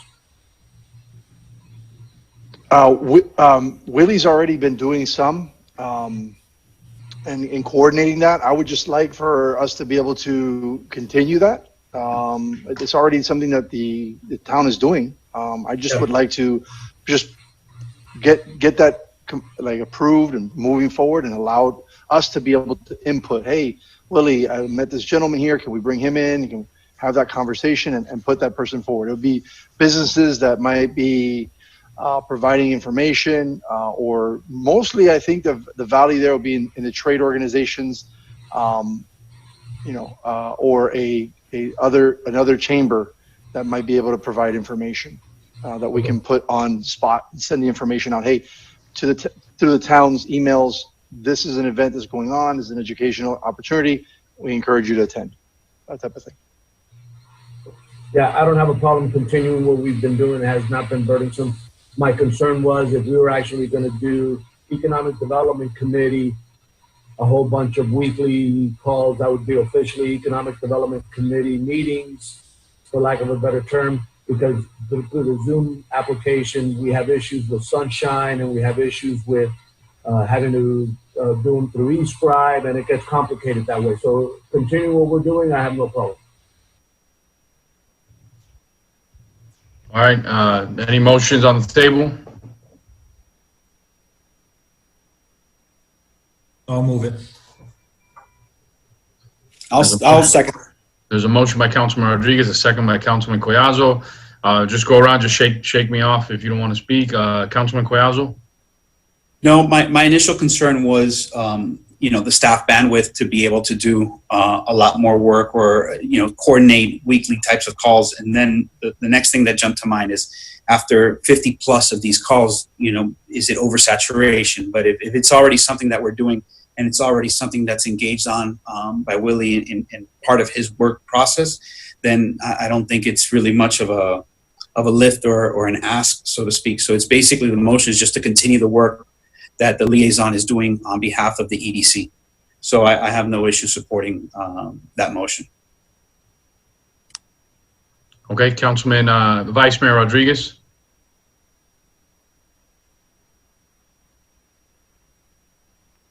Thank you. Councilman Rodriguez. No, Mayor. Councilman Collazo stated it perfectly. Thank you. Councilman Morano.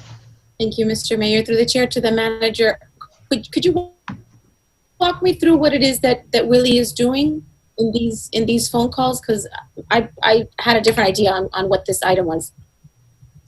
I haven't participated on any of them, but I know that he has partnered with other entities, and he'll bring in like a guest, and they'll do some kind of a Zoom or some type of a virtual meeting with people providing information. Sometimes it'll just last an hour or half an hour, and that's the type of things that he's been doing. So it's not like Willie actually providing information. Usually he'll go and capture a industry expert in some field or some subfield.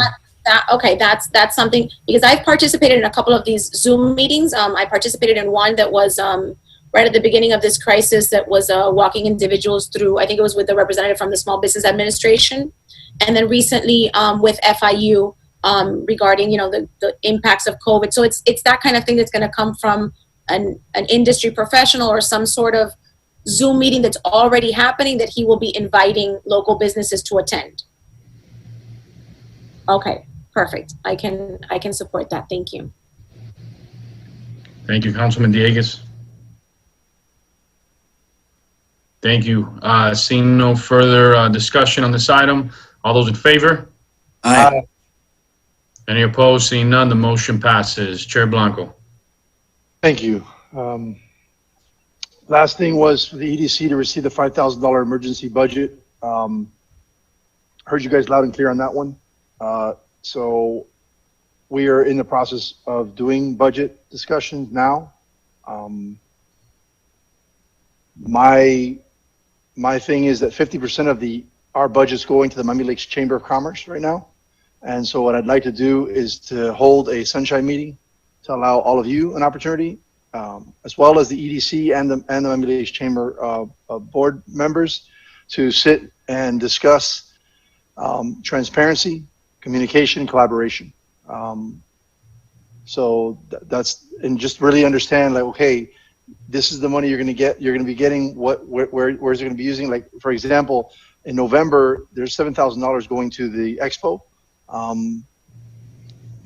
we even going to have an expo? And so those are the discussions that I'd like to be able to have openly with the chamber and with the other people, stakeholders, and I'd like to have that in an open forum. So that's it. If you guys could approve that. Meeting. So there's a motion is there a motion? Do we need a motion on that? I was going to second Councilwoman Morano's second. All right, so we'll go around real quick. Councilman Collazo. Nothing. I had the opportunity to speak to members from the chamber. I also had opportunity to speak to Chairman Blanco. I think it's wise that they're all sitting down in the room going over this process. I actually encouraged him to do it in a sunshine format or a sunshine style, so all the members of the EDC can participate. As some of them wear dual hats, they're not only members of the EDC, but they're also members of the chamber. I think that's the best way that you can set the example for collaboration, is by actually having these types of meetings. And what the chamber expressed themselves is that they're going through unprecedented times, and they actually are open to this type of collaboration. And I think it's wise of Chairman Blanco, because I don't think the I don't think we know what's going to happen at the Business Expo this year either, right? So by planning now and making sure that everybody's on the same page and expectations by both sides are being laid down, I actually saw that as an opportunity of where you can possibly generate those $5,000 for that emergency expenditure. Maybe, reformatting or reworking some of those things was the tweak that maybe you could have found, or maybe even having the chamber take on more active participation or a more active role. I remember that was one of the things that we talked about, Chairman Blanco, that your expectation was that maybe the chamber can actually be the catalyst to kind of put on some of these things that would help economic development in the entire region. So I think it's a wise move and completely support the item. Thank you, Councilman Collazo. Vice Mayor. Vice Mayor waves. Councilman Rodriguez. Waves. Councilman Morano. Waves. Councilman Dieguez. Hit the wrong button there. Just to say that I think it's an excellent idea, and I will be happy to participate in the Sunshine meeting and see how we can hash this out. So I'm glad that Councilman Collazo and the chair were able to work to bring the chamber to the table and to have this discussion in a collaborative fashion. And I'm 100% in support. Thank you. There was already a motion in a second. So all those in favor? Aye. Aye. Aye. Any opposed? The manager had his hand up prior to the vote. I saw that, Mr. Manager. I'm getting better at this. I've seen too many times that we pass things and then there's uncertainty after the fact. So I just want to be clear. The people to be involved in the Sunshine meeting are Economic Development Committee, the council, town staff, and chamber. And That's fine. Yeah, it's a Sunshine meeting, so it's open to everybody. Yeah. So Thank all you. those in favor? Aye. Aye. Any opposed? Seeing none, the motion passes. Chair Blanco. I just want to extend an extraordinarily humongous thank you to all of you for having the patience and the commitment to the town to listen through all this and help collaborate and make it happen. And I'm excited. I'm really excited. You guys are rock stars. The staff was extraordinary, and I'm just really impressed and proud to be a resident of this town. And proud to represent the EDC. Thank you. Thank you. Great job, Chair Blanco. Great job listening to our small businesses. And I know something else that Chair Blanco brought to my attention. I believe that there's some federal grants via HUD, or I think the city of Miami and Hialeah are tapping into it for small businesses. So I'm sure that's something the manager will be looking into with Renee, our incredible grants director, administrator here in the town. But great job to you and the committee, and for pushing hard to protect our small businesses and all the hardworking folks in our community. Thank you. Thank you, Chair. We have a very, very, very, very special guest with us tonight who just jumped in to talk to us. We have Orlando Duque. We have Jakey's dad here with us tonight. I know we've all been praying for Jakey. We're all members of Jakey's Army. So I know Orlando has an update for us. I know we're going to be talking to him right now. How are you guys? First off, thank you, Mr. Mayor. Thank you, Vice Mayor. Thank you, councilmen, women. Thank you, staff. Thank you, the clerk over there. Thank you for having me today. Today was a good day. We got our MRI results back today, guys. Just real quick, I'm sorry to barge in here and tell you guys about this, but I feel it was important because we're going to be able to go home. And we've been up here for 109 days. And to us, well, to Jakey, he's homesick, and he can't wait to see his people, which is all of you guys and all his cousins, and you know how it is with these kids. And he's wanting to go home, and we got results today that were God sent, obviously, and very proud of him for all the work he's put in. That being said, the reason why I wanted to come and talk to the mayor and the vice mayor and all of you was because his birthday is May 8th. And I do not want to bombard the city with a traffic jam. So before it goes down, because it's going to go down, and it's It's and I want to make sure you guys understand and you guys know. He lives right off of 153rd is where we're going to be. Okay, and we're going to give all the details, but we want to make sure that we keep the town safe, we keep it manageable, and whatever help we need, we could get, because it might need some police presence in the sense of keeping traffic going and flowing. Maybe just ideas. I don't know nothing about this, guys, but motorcycle cops or bicycle cops or something, just to keep traffic flowing in one direction. Because again, we keep it safe for everybody involved. I'm sure you guys do too. And he is very excited because he has transitioned from dinosaurs to cars. So we have some Lamborghinis coming. We got some Ferraris coming. We got some oldies coming. We got some late 70s, some late 60s coming. We got a little bit of everything coming, and he's excited. You know, and I'm a car guy as well, so I'm excited with him. I'm like, 4 years old with him now. But we definitely want to make sure that everybody knows and everybody's on the same page that May 8th, we're looking at around 5:30ish, 6:30ish in that area. The address is currently 8744 Northwest 153rd Terrace. Okay, right off of 154th. Big intersection there with 87th there, and so whatever you guys plan on which way you want it to go, I would adhere to your plan to the T, to the letter. Whatever you guys want to do, how you want to go about it. Just wanted to give you guys that update, and I'm all ears and how you guys want to, how the city wants to do this. Listen, Orlando, God is good. The power of prayer is real. That is incredible news. Count on us. I know, Mr. Manager, if you want to chime in there, I saw you nodding your head, and I know our police majors on here too. So you got the entire team, you have the entire city council, you have all of our staff members here.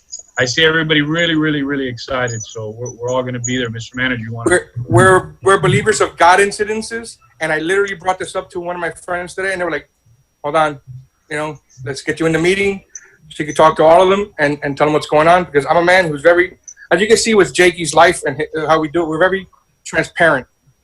We put all the cards on the table. We want everybody to know what's going on, and we do believe in miracles, like you said, Mr. Mayor, and God is good. God is good. Yeah, absolutely. We're going to do whatever needs to be done to make sure that that whole area and the whole return to Miami Lakes is safe.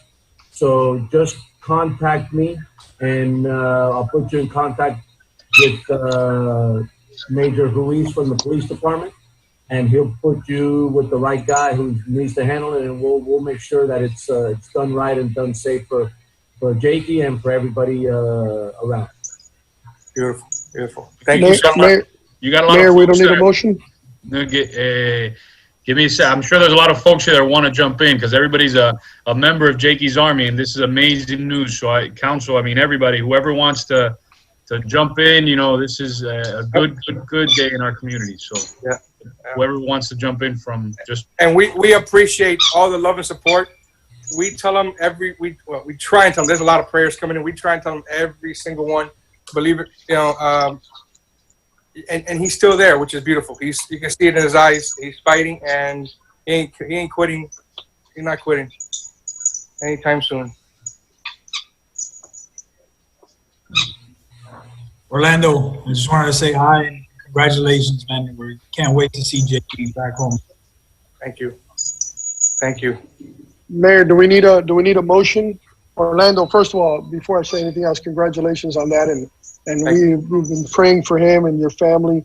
I know it's been a long time, 110 days away from home, but I know that you'll have the town support. Mayor, do we need a motion to support anything that the manager has to do to get this done, to make sure that we have traffic direction?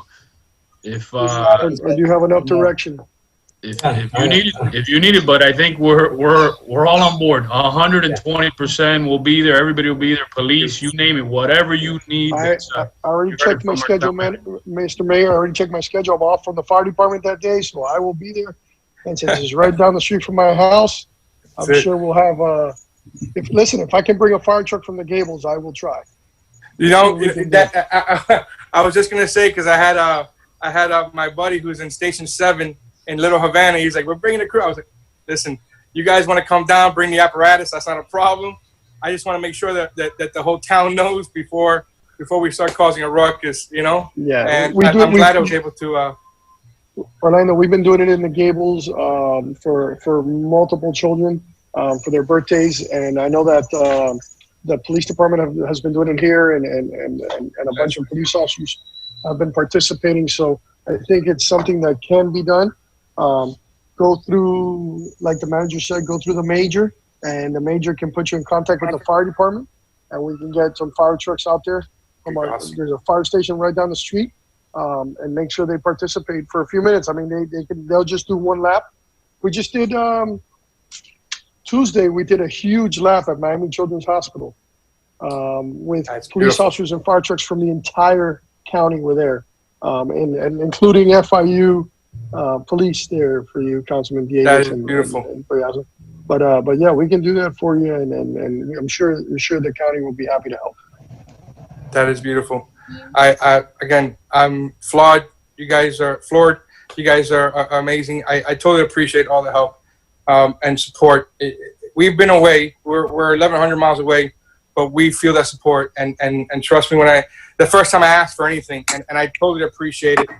Thank you so much. I did ask. I used to work at Goodyear. I used to work at Goodyear Blimp for about 5-6 years, and I asked my guys if they could bring the blimp up top of the top of Miami Lakes for me, but they're doing 1,000 hour now, so we can't bring the blimp, but we're gonna have everybody else come back. You know. If I may, Orlando, thank you so much for bringing us some good news in this whole COVID pandemic thing. We've been talking about, you know, people being out of work and businesses closing, and this news that you brought us today just brings a smile to our faces. We really appreciate you sharing it with us, and we send hugs, kisses, and lots of love, Jakey. Thank you. And Mama would have been here. She went out. She had to go get something real fast. And Jakey's obviously, he's next to me sleeping right now. He's had a long day. He's been up at 7 getting his results, doing a bunch of different things, getting his great results today. And obviously, hopefully getting home by Tuesday or Wednesday of next week. So I'm very happy. Again, we're all ecstatic. We just went. We just put an update up on Jakey's Army. I'm sure you guys know, and it was. It's always from the heart with us, you know, and just like you guys, and we appreciate it. We do appreciate it, and I will get in contact with anybody I need to get in contact with. Do I need to give my email, or do I need to give my phone number, or how would I go about doing that? We got it. We'll somebody from the police department will reach out to you. We'll track it down. We will find you, and we'll make it happen. Fine. Yeah. That's fine. That's fine. Beautiful. Thank you so much again. We promise not to tase you. No, it won't be the first time. I have a CBP officer that, you know, in order to get one, I guess you got to get tased, right? So, so yeah. That long story. Anyway, but no more tasing. But I appreciate it. Thank you so much, guys. Thank you, and to the whole town. Thank you from the bottom of my heart. Thank you very much. Well, welcome back home, Orlando. Soon to be. Thank you so much, guys. And I'll be leaving your meeting so you guys can continue. Bye-bye now. All right. God is good. God is good, brother. All the time. All the time. Thank you so much, Mr. Mayor. Wow, that was amazing, and it was incredible how and he's right. God incidences, right? God is good, and the way everything works out, I'm sure the entire community is going to be at Jakey's birthday. That is amazing, amazing. Give me a second. Let me find my agenda here. I know we're done with the economic development part. Let me just. Item 13A. Item 13A, Mr. Manager. Yes, this is really town attorney, deputy town attorney was working on the quasi-judicial hearing rules. So I think he was just in my office, 6 feet apart, and was running down the hallway. So, yeah, there he is. Thank you, Mr. Manager. Mr. Mayor, may I proceed with a quick explanation on the item? Yes. Thank you, Mr. Mayor. Also with the permission of the City Attorney, Mr. Gastesia as well. These are the special rules of procedure for our quasi-judicial proceedings. There are going to be a few that we're going to be having. One of them is going to be next week, and we want to make sure that we have these rules. These rules are very similar to the rules that we have for these meetings, with some exceptions, and I'm going to go through those briefly. The platform is going to be Zoom. So Zoom is going to be the platform that we're going to use for all quasi-judicial meetings. All notices are going to be provided to the persons, and now the reasons and the importance for the notices is that unlike our meetings, which are noticed exclusively on our website and in town hall, quasi-judicial hearings sometimes require, most times require, that notices are mailed out to the applicant, and they're also mailed out to neighbors that live within a certain distance of the applicant. And so this section is going to describes the notice and how that notice is going to be given to those persons. For all quasi-judicial hearings, exhibits need to be provided to the town clerk 5 days prior to the hearing. All exhibits have to be clearly labeled as that, so that when they are presented in the hearing, they can be displayed on Zoom and everyone can see them. Testimony and public participation. This is the most important part, and this is where it differentiates. While we allow for public comments on this platform for all of our town council meetings, when you are discussing issues that affect either it's a quasi-judicial for a zoning matter, or it's a matter that affects variance, and most quasi-judicial, it's going to require a live testimony even for our code enforcement matters. And so when we're going to have testimony, an important factor is swearing in the witness and making sure that the testimony that we're receiving, that evidence that we're receiving, is and can be enforceable if it ever needs to be reviewed by through an appellate process. So in this case, all individuals who are going to be witnesses have to be provided to the town clerk 5 days prior also to the hearing. And in order for us to be administered the oath, the clerk will administer the oath via Zoom. The person needs to be live. We need to be able to see them. And one thing that we're going to go ahead and do, and this is going to be on a very limited basis, and it's going to be a trial run, is next week for our hearing, we're going to open the chambers. We're going to have the deputy clerk present in chambers. And if someone from the public wishes to provide testimony, the clerk will go ahead, swear them in. They'll provide their testimony, and the Planning and Zoning Board will be able to make and use that as consideration for the hearing. Other than that, the rules are pretty much the same as the ones that are conducting these hearings. And I can take any questions of any from any of the council members that may have some. Thank you, Deputy Town Attorney. Are there any motions on the table? I'll move to adopt the Deputy Town Attorney's recommendations. I'll second. There's a motion and a second. We'll go around, just wave me off. Councilman Collazo, he waves. Vice Mayor, he waves also. Councilman Rodriguez waves. Councilman Verano waves. Councilman Dieguez waves. Madam Clerk, please call the roll on the resolution. Resolution 13A, motion by Councilmember Dieguez, seconded by Councilmember Collazo. Councilmember Dieguez. Yes. Councilmember Collazo. Yes. Councilmember Rodriguez. Yes. Councilmember Ruano. Okay. Vice Mayor Rodriguez. Yes. Mayor Sid. Yes. The motion passes. Thank you, Madam Clerk. Hey, by the way, I'm sure everybody's seen Star Wars before. So if you look at Lorenzo's box, He looks like a hologram. I kept looking down there. It looked like one of those holograms from Star Wars. Yeah, I guess it's Mayor, the way. I've never seen a Star Wars movie. Okay. Mix it up, man. I just want to go on the record that I don't understand it, and I hear it's fantastic, and maybe during this quarantine I should start. Getting all the nasty nods. You're going to lose votes. You're better off not saying anything. Listen, I think it's important to at least say the truth. All right, so we're moving. Thank you, Vice Mayor. Now we know. 14A. So this item, I think it's a moot point. The League of Cities had sent out an email. Doral passed it. The city of Miami passed it. A bunch of other cities were sending it around. So I just sent it to our clerk and a deputy town attorney to put it on there. And it looks like the state already made the benefits retroactive to March 9th, which is what we're asking.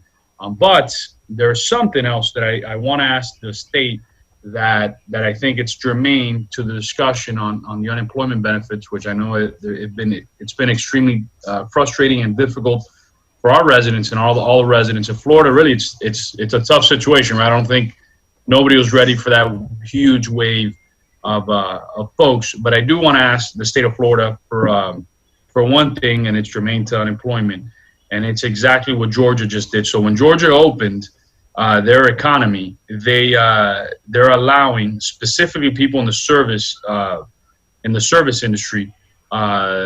They changed the requirements. They're allowing workers to collect full unemployment benefits, even if they start collecting their weekly wages for people in the service industry. Because the biggest issue is that they don't know is the demand from the consumer. There's a lot of consumers that aren't going to go to certain places. So what Georgia was afraid of is that, hey, we open up, people start, going back to work, and the consumer demand is so low that folks have to reapply for unemployment benefits, and they're back in the same way. So what Georgia did, the governor and their labor commissioner, when they announced the new eligibility requirements, they said that it allows workers to collect full unemployment benefits even if their weekly wages rise to $300, up from their previous wage exemption of $55 per week.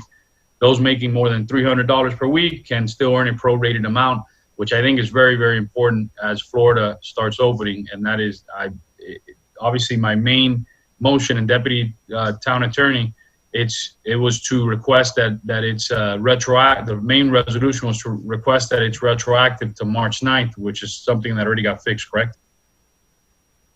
Correct. So it's my understanding. It was brought to my attention today, since Florida's reopening, that hey, at the very least for the service industry workers throughout Florida, that they look at. We just encourage the state to look at what Georgia did. I just want to make a motion to that extent that and it's obviously now in this resolution I gotta redo it, but I just want to make a motion just asking the state. I'm gonna second that, Mayor.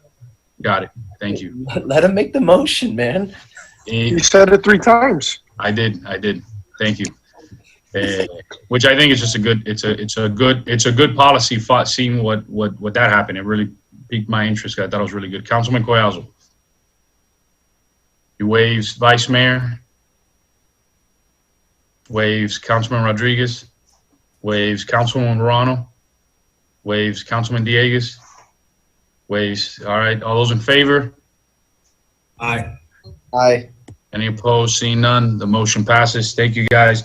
We're on to the next item. Sorry, I'm just trying to look at the thing at my phone here for a second. 14B, honoring Miami Lakes High School seniors for graduation. Councilman Collazo. Thank you, Mayor. I'm sorry. Go ahead. Yes, briefly, because I just got an email, and I like to always state everything for the record.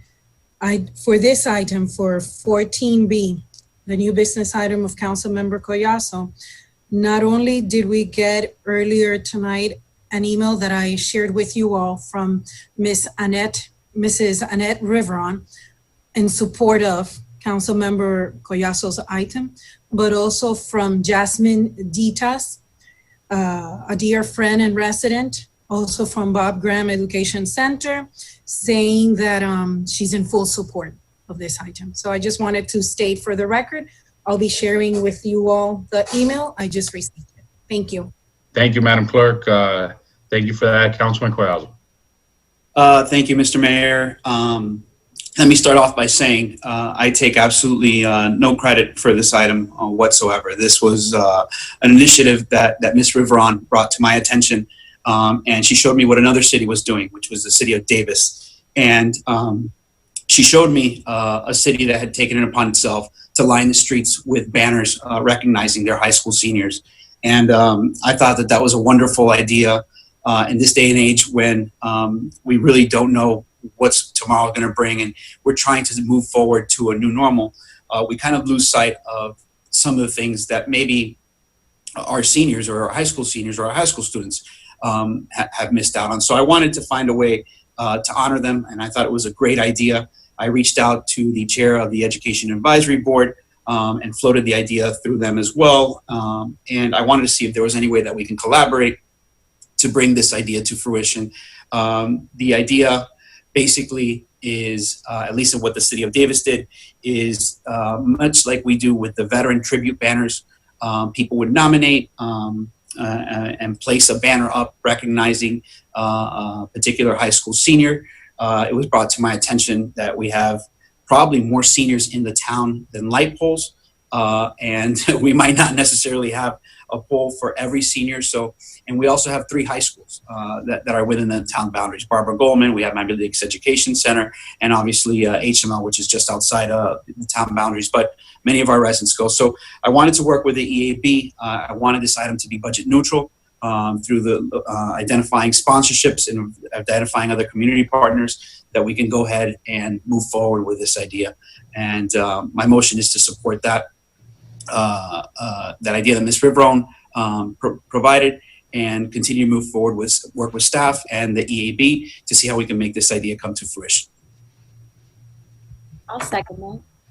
There's a motion and a second, and I do think there's a public comment because I know one senior spoke already, Megan Rodriguez, and I know Adrian Verano's still out there listening. I see his little box. I don't know if he wants to chime in, or what do you think, Marilyn, Councilman Verano?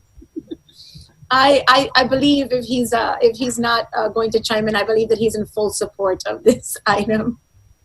Got it. So we do have 2, just so everybody knows, and I know this is a very tough time, we have 2 of our council members, the Vice Mayor Rodriguez and Councilwoman Verano, that both of their children are seniors. So if you guys want to chime in, Councilwoman Verano, then the Vice Mayor, because I know how important high school graduation is, and this time is, and how difficult COVID has been during these times. Thank you, Mr. Mayor. Thank you. I appreciate that. I appreciate Councilman Collazo bringing up this item.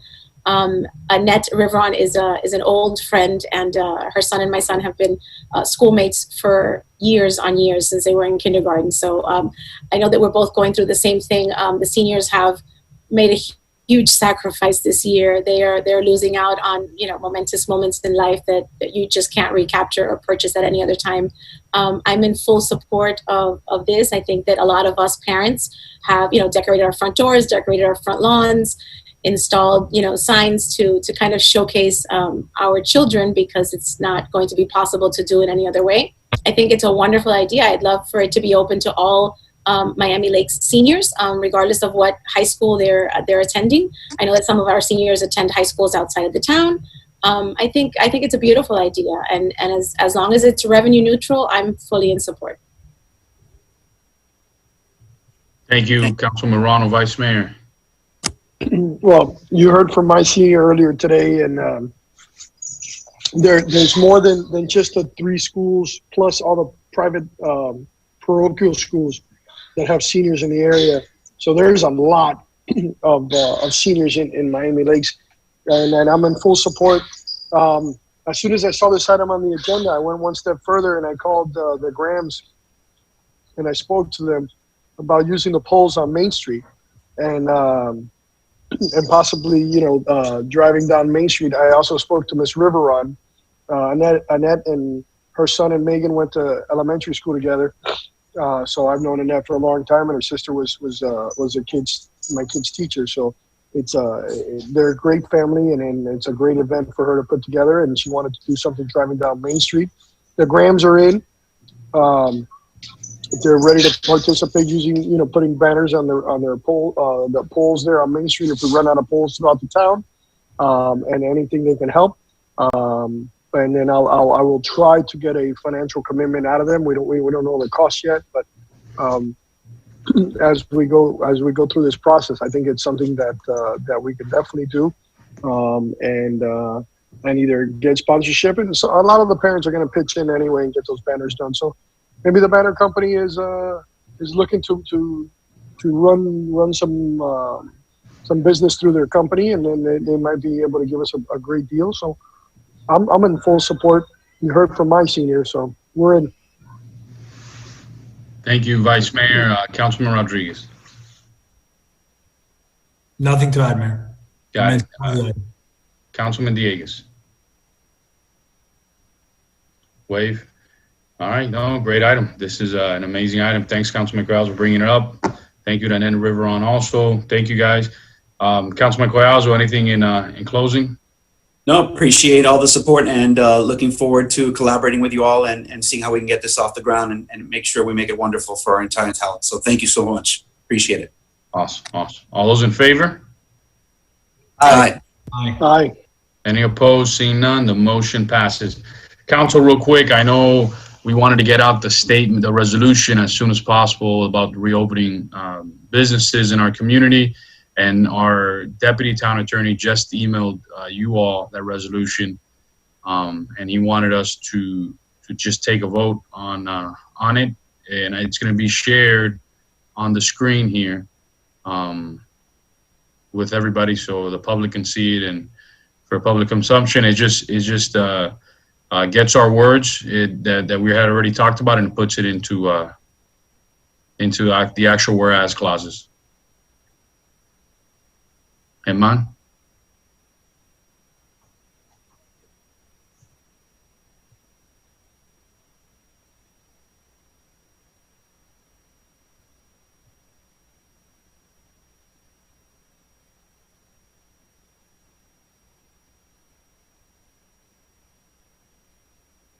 Can you see it?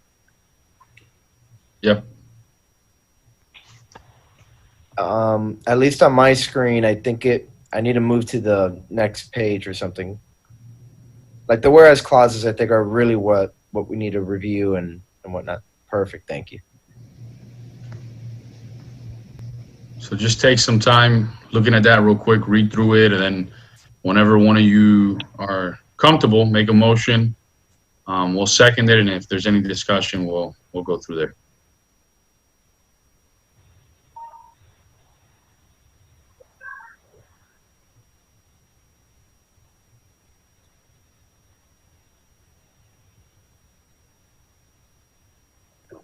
Mayor, I'm happy to move it.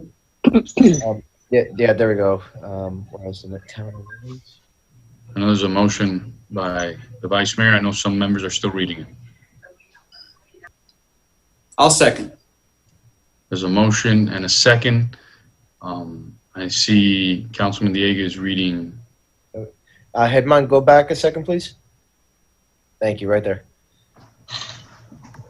I mean, I read it off the email. If you guys look at I don't know if you can get your email, but I read it at home. Gotcha. Okay. No worries. So allow the town of Miami Lakes to reopen. Okay, yeah, I'm happy. All right, and you guys just wave me off, and the screen looks. Yeah, Mon, if you could close it, thank you. We'll go back. Councilman Corrales, any discussion? Waves, Vice Mayor. Waves, Councilman Rodriguez. Waves, Councilwoman Morano. Waves, Councilman Dieguez. Thumbs up. I see our deputy town attorney asking. Yeah, just to let you know, I did add one thing to it and if the majority votes that this is okay, I'm just going to add that at the end of section 2, it would be Executive Order 20-112, comma, effective May 4th, 2020. I think it's to make a date certain, which our intent was always to make it for Monday. So it just makes it very clear. I mean, yeah, I mean, that's fine with me. And I mean, I to be honest, I don't fully expect them to really do that or take that sort of action for us by Monday. But as long as, yeah, I think it'll communicate that we want them to do this sooner rather than later. So, yeah, that's fine. Okay. Saw everybody wave. Everybody's good. All those in favor? Aye. Aye. Any opposed? Seeing none, the motion passes. We are on to the next item, which is Councilwoman Ruano's item. Thank you, Mr. Mayor. I had added this item to the agenda in the hopes that we would be able to come back to the chambers and meet as an elected body in a more, I guess, organic way.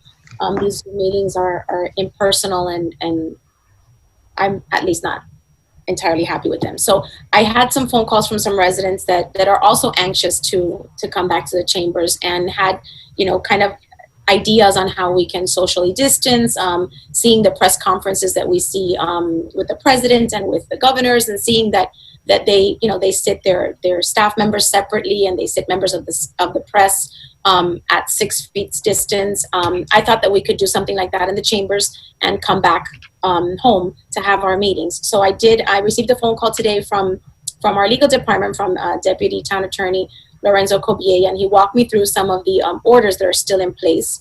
The order from the state of Florida, I think in reading it, it said that that you could congregate where social distancing could be done, where proper social distancing could be conducted. And so that I thought was something that we can do. But he contacted me a little later on this afternoon with an order from Miami-Dade County where it does not allow us to congregate more than 10 people in any governmental building. I don't understand why, but I guess it's not for me to understand. It's dictated by the mayor of the county. And so as much as I really wanted to move forward with this, and as much as I'm sure that most of you are ready to get back to normal and see each other in person and see some of our constituents as well, I don't think that it's going to be possible. I'd love for the attorney to kind of walk us through it, if possible, Mr. Cobiella, to share what you shared with me today.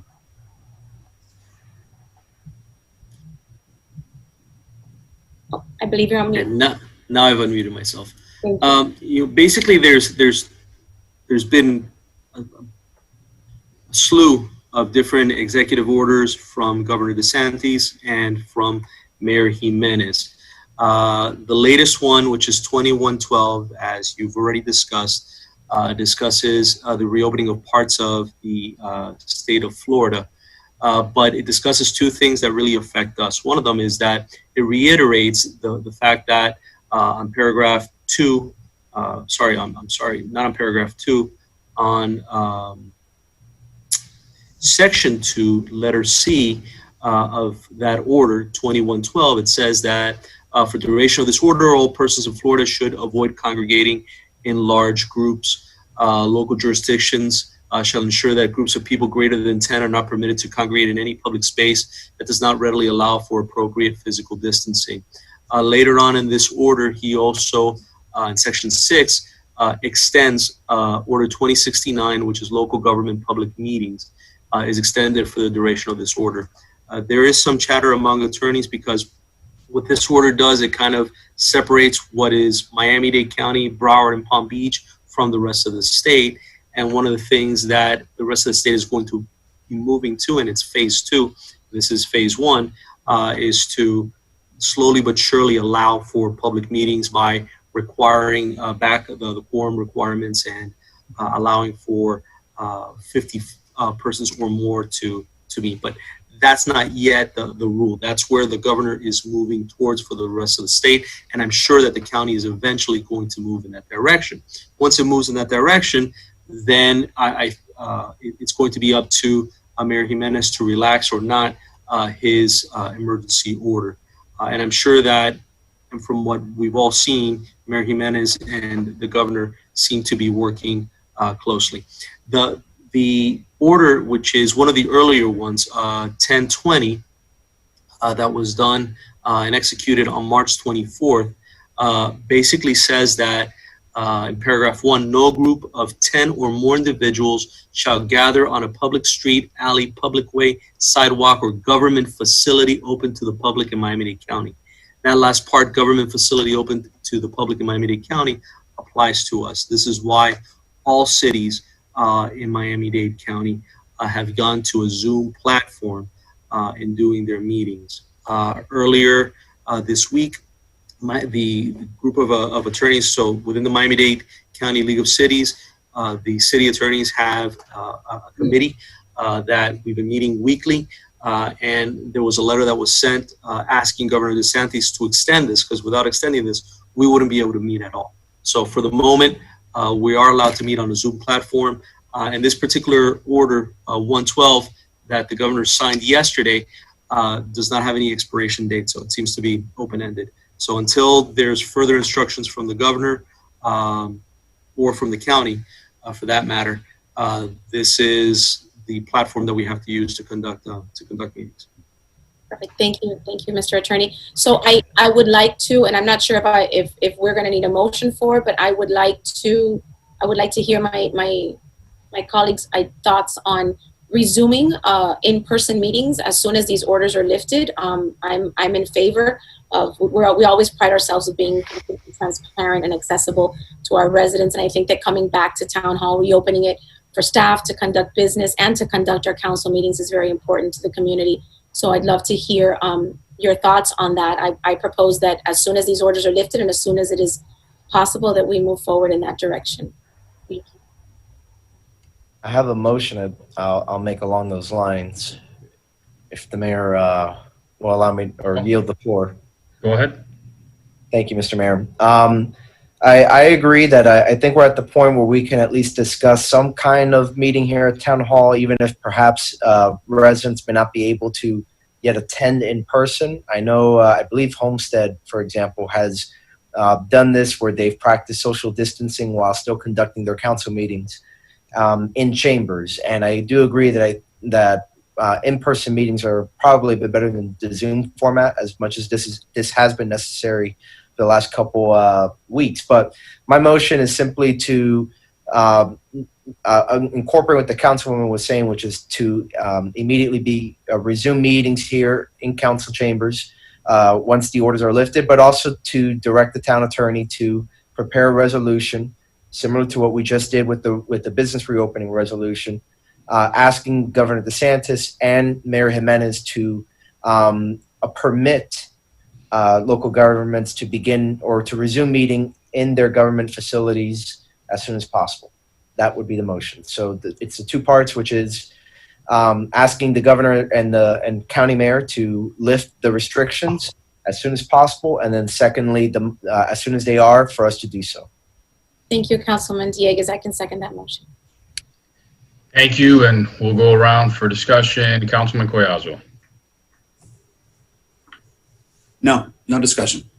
Got it. Vice Mayor. But Vice Mayor, okay, no, he waved. All right, Councilman Rodriguez.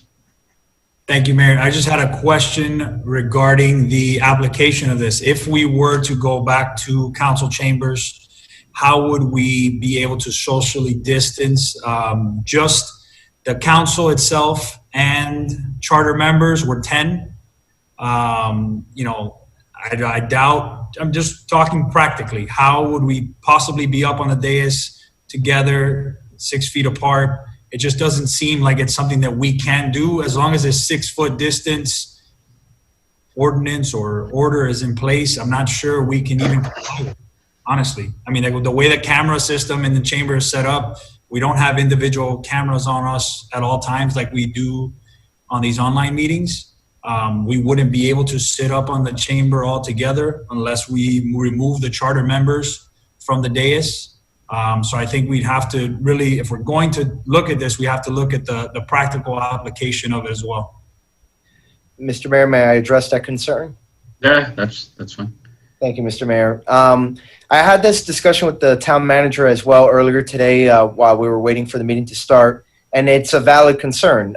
But again, this has happened in Homestead where they've done it with their council members and their charter officers. If you've ever seen the meetings from Facebook, for example, there is a wide angle shot that the cameras do have that allow you to see not only the dais, but also the floor area just in front of the dais. So I do believe that that it is possible to have the 7 members of the council at the right distance apart from one another on the dais, have the 3 charter officers on the floor within view of the camera and us in front of the dais, but on the ground there where the podium for public comments otherwise would be.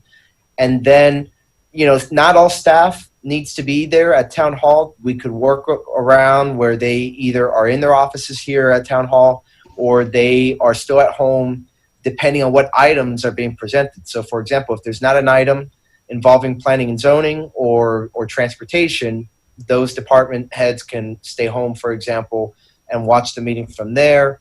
There are other ways that we can make this work in a practical way, but this was something, for example, that I've seen done and that I've discussed with the manager before. And again, it's possible, but at least for purposes of the motion, it's really just about allowing or encouraging the governor and the mayor to allow this to happen. And again, for us to do so, again, I think that we can certainly do this. Okay. I just wanted to see what the practical application would be. Mayor, One more question to the member that made the motion. This is going to be after the sizes. I'm sorry, you cut off there a bit. The order restricting group size to 10 or less. Mm-hmm. This is us asking them to remove that order, or is this asking us to be able to resume meetings in chamber after that order has been lifted?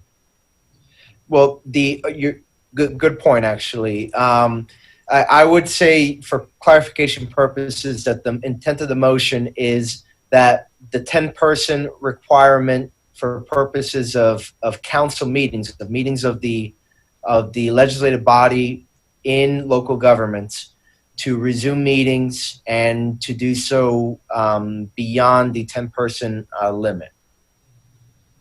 So that would not include the public? Correct. Yeah, let me also work that in there. Yes, that it would not at this time include the public because they would be able to still contribute through remote public comment as they have before, through Zoom as they currently are in particular. But yes, it would be mainly geared at the legislative body and appropriate staff to allow them to congregate in chambers or wherever they meet, if they so choose to do so, for the purpose of holding or conducting the public's business. No, I'm okay with that. As long as we are not, encouraging large gatherings at town hall, then I can be in support of the item. Yeah, agreed, by the way, agreed. See, the vice mayor wanted to chime in. no, I think Councilman Dieguez answered the question to increase the size of the the 10 people limit. I mean, we have a huge, enormous amount of square footage in that chamber, and he's absolutely right. There's space. The camera does catch other people. We could put desks. We can put desks in front of the table, so we can put where the podium is, and have staff there, so they can be caught quickly by the camera. It's doable, and if we move the manager and the attorneys down, the clerk obviously has to stay up there because she controls the clock. But either way, we can move those 3 down and space ourselves out on the dais. I think there's more than enough room and more than enough square footage to bring us back into the chamber. And with proper guidance, I think it can be done. Got it. Councilman Dieguez, so the main point of your motion is to get the legislative body in there, but it's not the public? At this time, no. They have other means of participating. But I do think even from, what you've even mentioned before, but as a representation of slowly getting things back to normal, I think it's an important symbol. And I think that it would send the right message in that regard. And again, it would certainly be able to apply to us. And because even though they wouldn't have access to the chambers, because they still have so many other ways to participate and make their voices known, email, remote public comments, phone calls, whatever the case may be, I don't believe it runs afoul of any legal requirement. Because again, that's the key, right? We have to make sure that we give the public an opportunity to be heard, and I think that is still preserved within the motion, and it still maintains the spirit of getting back, like you said, to a new normal. No, I'm fine with it. I'm going to vote for it, specifically for the remarks that you made there, that this is an item to showing folks that we're getting back to new normal. I just get a little heartburn over having, us being able to go there and the public not, when the building's owned by the people, so, I just want to get back to normal as soon as possible and in a manner that the public can be there with us every single time. So, all right, that's fine. All those in favor? Aye. Aye. Any opposed? Seeing none, the motion passes. Is there anything else on the agenda? I don't think so. All right, guys, take care. Our next council meeting, we'll see where is Mr. Manager. Do we have any workshops, anything going on? I just want to make sure the public knows, everybody watching at home, going forward in the next 2 or 3 weeks. Give me a minute, I have the list.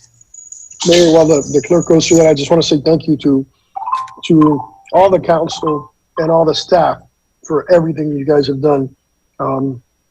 I know Monday you returned to town hall and you have our full support. If you need any more distancing, my office is available. Mr. Manager, please open the door and let them use our offices. They're welcome to use it if they can't sit in the bullpen and if that's too close. And so by all means, thank you to the entire staff for everything you guys have done and been through the last couple of weeks. And keeping our city functioning. And I just can't say enough about that. How grateful the residents have been that the phones have been answered, that we have had service and everybody's there. There's nothing like being at home. I'm talking about town hall home when you're doing your work and having the convenience of everything you need. But I'm very proud and I just want to say thank you to all our employees for putting up with this. And it's good to see you guys get ready to go back to some type of normalcy life and some type of schedule. And Councilwoman Milano's up for childcare for those that have those children at home. I'm going to volunteer her. Thanks, guys. All right, thank you guys very much. Thanks for your hard work. Madam Clerk, you had the list there, just so the public knows. I do.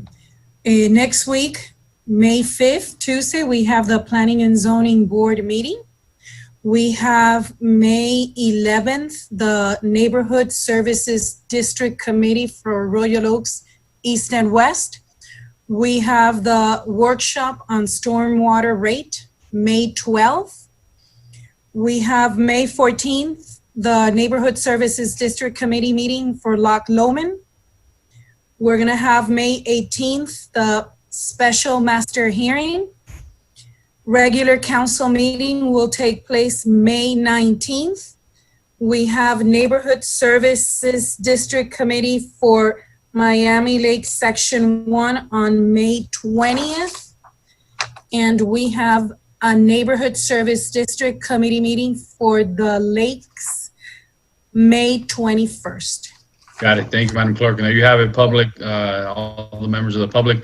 So Miami Lakers, just a quick message. There's a lot of hope, a lot of optimism. I think tonight was a perfect example. When Orlando Duque came on and when he shared the good news about Jakey, it's a perfect example. There's good days ahead. There's a lot of good stuff happening. God is good and we're moving forward together. So it's truly amazing. Take care. Have a good night. God bless and be safe.